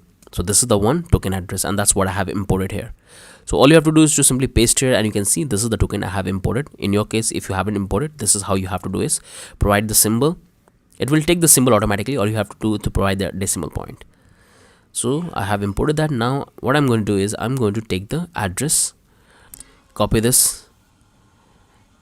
Now I have to simply come back to the account number 2, because that's the owner of the token, and simply reload the browser. I have to simply clear the history of our MetaMask, otherwise it's going to fail. And this problem you will have only when you will do the testing locally, but when you will do on test network or main network, you're not going to have any issue. Simply pass the address and pass the fund. So I want to transfer 500 tokens. Click on that, and you can see 500 token we are transferring. Confirm, and is going to make the transaction. You can see we have transferred the 500 token, and this is what we have left. If I go back to the account number 3, you will see that I have the fund, the token in that. So you can see this is the 3 number account, and I can simply transfer the token. So every single thing is working fine. User can create their token and you can charge some fee to make money. So every single thing is working fine. You can donate the fund, every single thing is working fine. And now you can see that contract fund, that how many fund this contract has collected because of the user have used our contract for creating the ERC20 token. So you can also display, you can come back to the component in the profile, and here we have this particular one, profile main, and here we are highlighting that this particular address is the owner. So this is the first account which I have imported. That one is my main account, is the owner of the contract. So this is the main account. So if I change this to this one, you can see it will display the withdraw function. But this withdraw function will not work because I have defined a different address in our smart contract. Only that address can withdraw the fund, which again I will show you. Just follow along with me. So you can see if I come back to the index, here I have defined as well. So if I come back here in the fetch initial data, and here you can see, here we are displaying that only owner of the contract can withdraw the fund, and this is the owner of our contract, so he can withdraw. So make sure to change it, but it's not going to work because when you will try to change the address and when you try to render the application, it's going to throw the error because this is the address is different and the account address is different. So just wait and watch what I will show you what I mean by that. So this is the one we have, and if I save it, come back to the application, if I reload the page, you can see we are not getting any of the data because I have changed the address, but the address we have in the contract is different, and you cannot able to find and do anything. So you can see, if you see here in the console, we are getting this error message because I'm not the owner and I'm calling this function, and because of that I'm getting this error message. So make sure to bring the same address back. If I come back here in the contract, here you can see this is the address I have defined. So whatever address you have defined as an owner, make sure to keep that as well. So this is the owner of the contract and you have to give the same address. So same address here as well, then it will work fine. So make sure to change the address in all the places, like whatever address you want to define as an owner. So I'm going to simply change this one. I'll bring back to the old one. Right now you can see I'm not having any issue because I have changed that, and we have this withdrawal function, but it will not work because I have to provide this particular address. So simply copy that one, and you can simply copy and you can come back here and you can change this one. So if I come back to the account one, if I switch back to the account one, you can see it will work absolutely fine. If I reload that and let me clear my history, it will work fine. And now you can able to see the fund, that how much fund we have in this contract, because account one is the owner of our contract and only account owner can have an access of checking the balance of the contract. This much money we have earned from our contract. And if I try to withdraw, it's not going to work because I don't have sufficient fund in this particular account, because that's the main account I have, and the other account a test account from Hardhat. So I hope you guys have understood the logic that how it's worked. So make sure to provide the exact address which you want to make it as an owner in all the places, and it will work absolutely fine. So I'm going to simply copy and I'm going to change this to the old one, and make sure to change that in the index file as well, and this will work fine. So it will work fine. You can see the balance, but we cannot withdraw the fund because we don't have enough fund, and that's why our confirm fund is hidden, because if we want to withdraw fund we need to have couple of MADI, so that will work fine. So it looks good to me. And now come back to the account 2. So far things are looking good. You can create as many token as you want. So let's provide a symbol. I'll say NA, and this is the supply, and you can see confirm it, and the transaction went through. It's absolutely beautiful and it's powerful. Now you can simply paste here. You can see this is the address we have. Come back here and close this one. This looks good. Simply copy this one, close this one, and we have all of this. Close, and we have the address. And now what I'm going to do is I'm going to deploy this contract on the Polygon. Actually the contract is already deployed. If I come back to the Hardhat config file, so this is the local host. So I believe that you guys have understood that how you can do testing in the local host. So make sure to change the address in the contract which you want to use as an owner, and it will work fine. So let me comment this and let me unlock this. What I will do is I'm not going to deploy the contract because the contract is already deployed, and I know that how you can, and I believe that you guys know that how to deploy the contract because we have followed this tons of time. Come back here in the context, and here we have the deploy contract address, and that's what I'm going to simply paste it. I don't want to waste unnecessary Metacoin for deploying the same contract. So this is for the token and this is for the lookup contract. Copy and paste. And now we can fetch the information from the place. So let me stop the application. We don't need to run our local blockchain, and simply stop this as well. Close one terminal. Simply type npm run dev and it will start the application on localhost 3000. Here we are. Simply reload the browser. And every single thing is working fine. Now this time we are not getting this data because we haven't switched our networks. Still we are in the local host, but still everything is working fine.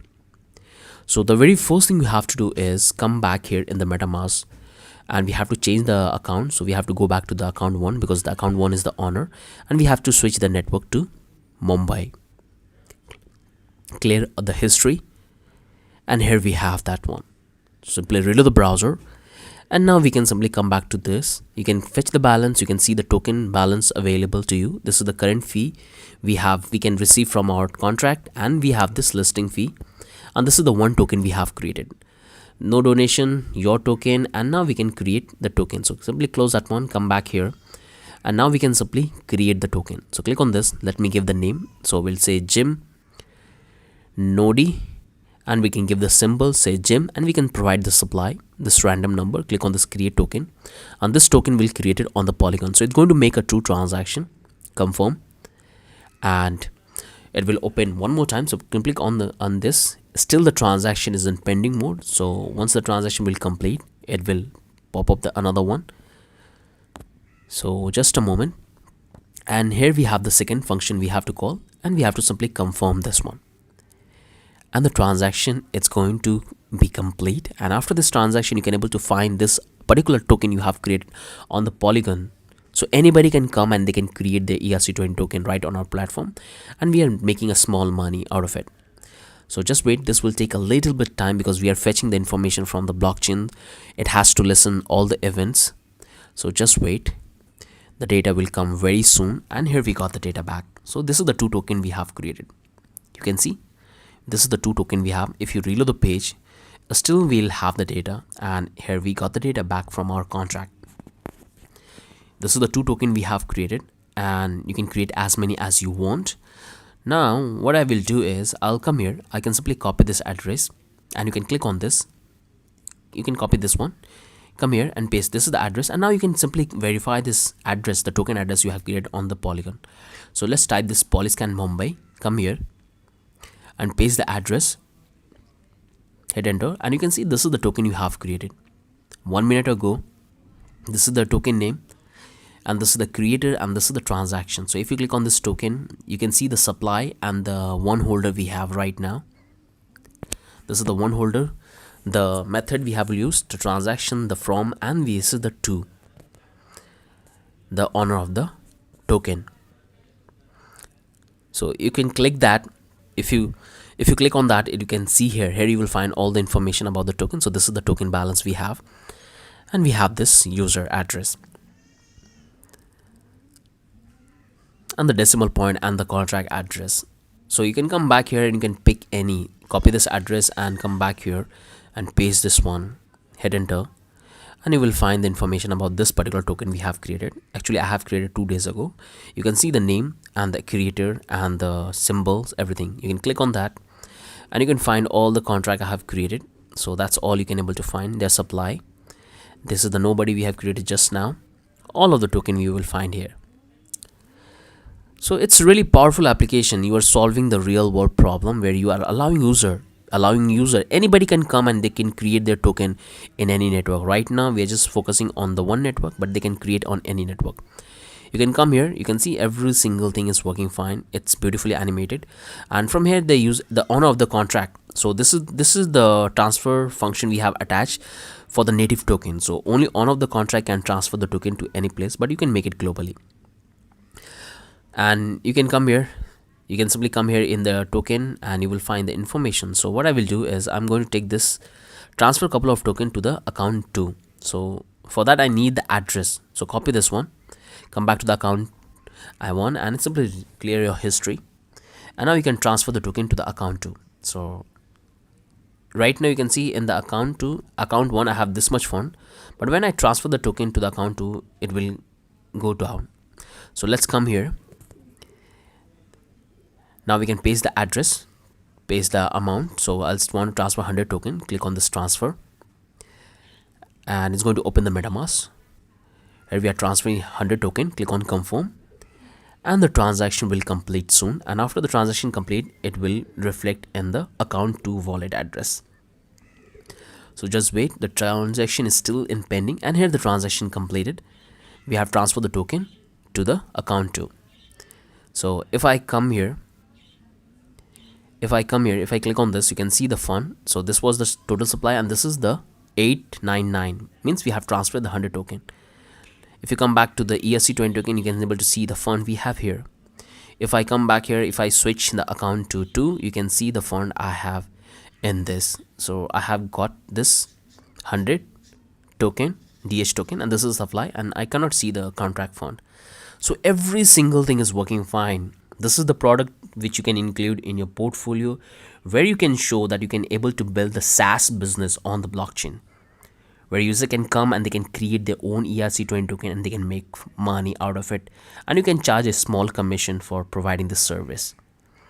You can see this is the fund I have, and I can simply withdraw this contract fund into my wallet. So click on this withdraw, and here we are calling this withdraw function, and here we are withdrawing the fund into our honor. You can see the balance will go up. Just a moment, the transaction is pending, and here is going to be completed. It's taking a little bit time because, and here you can see the transaction completed, and we have withdraw the fund from the contract, and now it's 0 0. So that's how you can make money. This is the actual problem you are solving. If you want the source code, you can come back to the blockchain coder, and here you will find the starter file and the final codes. We have tons of project on the channel, so this is the project. Make sure to come and get one. We have tons of project. Make sure to click on this recent, and you can type this ERC20. Right now it is absolutely must for you. So if you're a user and you want to create your ERC20 token, you can use this particular platform to create your token, and you can use this launch ICO where you can allow user to come and purchase your token. So these are two projects is must. So click on this get now, and you will get the final code and the starter file, which you can simply watch and do the configuration. So when you will get the final code, this is the exact piece of code you will get. Again, I have showed you that what are the things you will get and what are the steps you have to follow to start this application. And now let me show you that what extra bonus I have for those of you who will take the final code. I'm going to provide you all these different pages for our application, so you can actually launch this product. So in this graphic live, which you will get in the final code, in that you will have these files and you will have this template. So we'll have this CSS file, we have the font, we have the images, we have the JS script. Now we have all these different pages: block, coin, contract, Q&A, index, logging, different pages we have. All you have to do is to follow the step which I have built and simply convert it into a React or Next.js template, and you can have your application ready. Simply copy this one, and I'm going to open this in the Chrome. So paste here, and that's how it's going to look. So let me show you what are the pages you will have. So first page is this one, is the default one we have just show you right now. So this is the entire page you will get. Then we have the second home page, and you can see you will have this shop component where you can allow user to shop their token in terms of any other token. You can allow them to do that. Looks good. We have this countdown mode component as well, which you can show to the user to create a urgency that there is a short time. Now these are the two pages we have for the home. Now come back to the about. So that's how the about page will look like. You can display about your project, that what is the token, what is the name, what are the user you have on the project. You can display every single thing here in the about page. Now we have this couple of pages. So we have this user panel. So this is the user section which we're going to build in the project, and we have this coin information page as well. Looks good. Then we have the coin staking. So if you want to integrate the staking project we have built earlier into this platform, allow user to stake their token, you can do that very easily. This looks pretty good. Then we can come back to the services. Here we have the services component. What are the features we are providing? Like we are providing ERC20 token creation. Then we have the token ICO. So if you want to launch the ICO, as I told you that if you want to integrate that project in this, you can do that and you can allow user to purchase your token. You can come back to the Q&A section where you can highlight all the questions. We have this different tab, beautiful styling we have. They can easily able to find information about your project. Then we'll have this login. So if you want to integrate backend or the smart contract login system, you can do that. They can simply pass that. The same thing you can do with the sign up. You can go with the backend. Again, if you really want to know about the backend integration and how to build a backend using the modern technologies, make sure to check the NFT API course. In that I've explained everything, that how do you have to build every single thing about the login, logout, and all the logics. Then we have the block. We have this two styling in that. So this is the block page, different blocks, and we have the block detail as well. It's a pretty beautiful and powerful. So that's how it will look, the block page where you can allow user to comment. And here we have the contact page where the user can come and contact you. So it looks pretty good. It looks absolutely amazing, which you can include in your project if you really want to launch. So this is the project which is must for every single blockchain developer, because this will teach you that how you can build any SaaS business on the blockchain. Right now we have a lot of business on the Web2 space in the SaaS model, but now we can build a business using the blockchain. But in this project we're going to build only two pages, the create and the home page. So these are the two pages we're going to build in this project. And you can simply come and you can get the final code and the starter file from here, and you can start coding. So close this one and that's set. Hope you guys have enjoyed this project, and this is what we're going to build. I gave you the quick overview that what are the features we have included into our dApp, and that's what we're going to build. So once you will build, you will have the complete understanding that how to build a SaaS business model on the blockchains. And in case if you want to launch this particular project, then I'm going to attach this old recording in that I have showed that how you can deploy your application, the dApp, and convert a static file and deploy it to the hostinger. So make sure to watch this part, and that I've explained everything, that what are the configuration you have to do if you really want to deploy this application to hostinger and make it live, so the user can come and use a contract to create their ERC20 token and you can earn reward. With that, I'm ending this video. Have a wonderful day. I have to do a little bit changes in our build script. So this is the script we have to do the changes, and we have to type $next export, and this will generate the static file for us. So make sure to do these two changes. Once you're done with that, you can see this is the next file. In that you will have all of this, which you don't need to worry about it, because when you will run this particular build command, it's going to create the out folder. I'll show you. So let's bring it up. Let me stop the application, and now we have to create a production build. So I'll type npm run build, and once I do, this is the entire compilation and creation the production optimization code which we can deploy. So just wait, this will take a little bit time, sometime it will happen quickly. So you can see it's happening, and it's happening. So just a moment, and here it's optimizing our build production code, and here it's collecting, and here you can see we have all of this. Okay, we have successfully exporting 17 file out of 17. So if you get any error, so make sure to find out, but in my case I don't have any issues, and you will also not have any issues. And here you are getting this red flag. This one is optional. So when you will deploy your code on the remote server, it's always important that you have to optimize your JavaScript, but I'm going to keep it like it because it's a very small file, and that's not going to create much problem. And we are using hostinger, and that's a powerful platform, and that will do all the things for us. So things looks pretty good. You can see we are getting this images. What I will do, I'll simply close this one, and if I come back here in the Next.js config file, so these are the configuration looking good, and here we have this image optimizations, and looks good. And you can see here we have this output folder, and this we have all the files which we need to deploy, and this is the next, and this is the index file, which is the most important file in your project, and all the data is going to be injected from here. If I save it, you can see it looks pretty huge, which you don't need to worry about it. So I'll bring it up and simply clear my terminal. and I'm going to create one more time. So what I will do, I'll simply delete this particular one to show you. So let me run the command, and it's going to give me the exact folder and files with the exact notification and configuration. You can see it's this time it's looking pretty good. The exact data what we had previously we have now. So we got our out folder, and now we have to simply deploy that one. So things looks pretty good, and which you don't need to worry about it. If you are getting any encounter, make sure to try to understand that what error you are getting. But right now I'm not getting any issues with the code. So we are simply exporting 17 out of 17, and in your case you will have the same folder exports. So let me clear the terminal, and now I'll simply come up here. So these are the code, these are the files and codes, files and folder we have to deploy to the hostinker. So what I will do is I'll come back to the blockchain coder. So here I'm on the blockchain coder, and here I have listed all the tools, all the platform which I use for hosting the application. So you can see I use Hostinger, hosting, domain, and DigitalOcean. So in this video I would prefer you to pick this Hostinger because they are giving amazing discounts, and recently we have been in touch with them, so they are giving 75% discounts if you want to pick.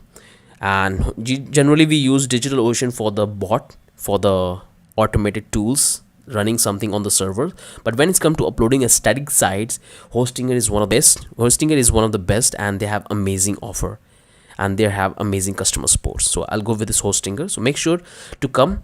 I'll provide the link in the description, so you guys can click and you can simply come and you can click on the Hostinger. So this is the one we're going to use it. They're having amazing discounts right now. This is the DigitalOceans, and if you want to come to the pages, click on this. So if you come to this blockchain coder, you can access this page by here. Click on resource section, and if you create your account, you can simply find here. So click on this get offer, and you will come back to the Hostinger. So right now you will get 75% discount. So Hostinger is such a powerful platform which allow you to host your application and static site. So right now you can see that I'm from India, so this is the Indian price I'm getting, and right now they're having amazing discounts. So simply click on this, and here you will find all the countries. So no matter for which country you are, you can pick your country and you can have the entire setup. So if you are from USA, this is the exact amount you have to pay, which is very less. So I'll come back to the India. I'll come back here in India, and I'm getting amazing discount. So click on this, and they have 30 days money guarantee. Click on claim, and here they have 3 plans. So this one is the single web hosting, this one is premium, this is the business. So if you come back to the signal hosting, in the single web hosting you will get one website, 5 GB storage, 100 GB broadband. You will not get any domain, you will get unlimited SSL and security and all of these things. But the one I use personally, and the one I'm going to use in this project, is this most popular one, the premium web hosting, because I can store 100 websites. I have this much storage, unlimited broadband. I will get a free domain which I can use for testing. So this is the one which I'm going to pick. And the best part is that you can able to select their data location. So if you're from USA, you can select the data location of USA. If you're from India, Turkey, you can select the exact data location. I'm going to select the India one. You can come here and you can simply compare the pricing plan for the single premium business. And this one is the most affordable one. And the best thing I like about this Hostinger is that their customer support is really very good. So whenever my website or any website of my clients get down, I can connect with them. I can easily able to find them, and they can help me amazingly very fast. So what I will do, I'll simply come up here, and this is the plan which I'm going to buy. So let me click on this, add to cart, and you will come here. You can see what you will get. So they have multiple plans: 1 month, 12 month, 14 month, 24 and 28 months. So this is the plan which I'm going to take right now. I'm getting amazing discounts on that, and this is the exact amount I have to pay. So right now the actual price is 21,000 this, but I'm getting on this particular amount for 4 years. So this one is absolutely amazing discount. So what I'm going to do is I'm going to pause the video for a time, and let me buy this hosting. So let me buy that one. So here I have finally made the purchase, and you can see that when you will complete your purchase, this is the exact dashboard, you will have single web hosting and the domain. So this is the domain I have registered. So when you will come to your dashboard, this is the exact dashboard you will get once you will complete your payment, and you will find that which hosting you have taken. So I have taken the single web hosting, the premium one, and I got a free domain as well. So you can see that I have this free domain, but in your case you won't have when you will make the purchase.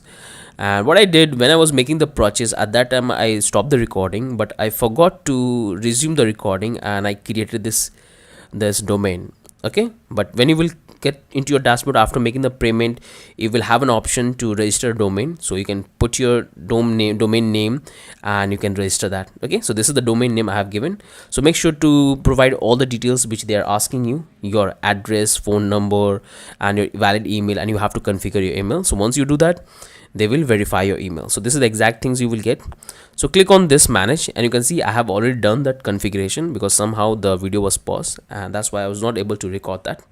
You can see this is the exact configuration I have done. I have verified my email. Everything is done fine. Looks pretty good to me. And you can find all the details about your domain. So I'll come here and I'm going to click on this web hosting. So this is the exact things you will get. Now you have to click on this create or migrate website, and here you have to do the setup. So click on get start now. Here it will ask you that what you want to do. You want to create your own website, you want to create the website, or you want to migrate any website. We want to create our website. Click on create, and we don't need to use any builder because we have our code, and we're going to simply skip this process. And here you have to select the domain. So this is the domain which I have registered, so I will simply select this one. If you haven't if you don't have any domain, you can simply buy that, or you can get the free one. So click on the select, and here you can do the configuration for your domain, because when you will set the domain name, in that you have to provide the registration details, email ID, address, and password as well. All of those things you have to provide. So what I will do, I'll simply click on this. I don't need to do any changes. You can select your country of your choice, and I will simply click on finish setup, and it's going to create the cPanel for me, my file manager. So just wait, it's creating. Easy SSL certificate automatically will install, and installing the SS certificate, and here I got the control panel. So I will simply click on this manage side, and I will land up here, and here I can manage all the folders and files for this particular application. So you can see that I have selected this particular domain which is there, and when you will connect your domain for the very first time, it will take half an hour time. So when I was recording the video and when I registered my domain, it took half an hour time to connect. It took half an hour time for connecting. So once you create your domain, just wait for half an hour to 1 hour. After that, you will have something like this. Otherwise, it will say that the domain is not connected, or you can define the location of the domain. Some information will show, something like that. Okay, so here you will find the information about the application. So you can click on this, and you can see that we haven't deployed our application here. So you will find all of the thing. You can configure your hosting. So you can click here. We haven't configured our code, so that's why you can see empty. Everything is empty. These are the names, this is the HPT, and these are the use case. So don't need to worry about that. Bring it back, and from here you can do the changes in the domain. Again, don't need to do that. Come back, and here we have the free email. So you can easily able to set the email, or you can create the emails, the business email. Now to deploy our code, we have to click on this file manager. Click on this, and it will bring us to our file manager, and here we have to simply upload all the files. So you will get the exact interface like this. Click on this public HTML. Here you will have this default PHP, which you don't need to worry about it. Simply delete that one, and here we're going to deploy the entire code we have created in the out folder. So what I will do, I'll simply come up here in my, and this is the folder, and these all folders files we need. So let me do one thing. Let me open into the folder.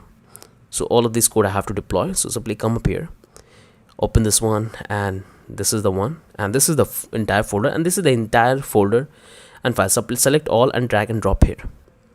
You can see it's deploying. It's deploying, and here finally we have deployed the entire folders and file, the source code, everything we have done beautifully. We have no issues. Come back here in public HTML, and we have all the folders.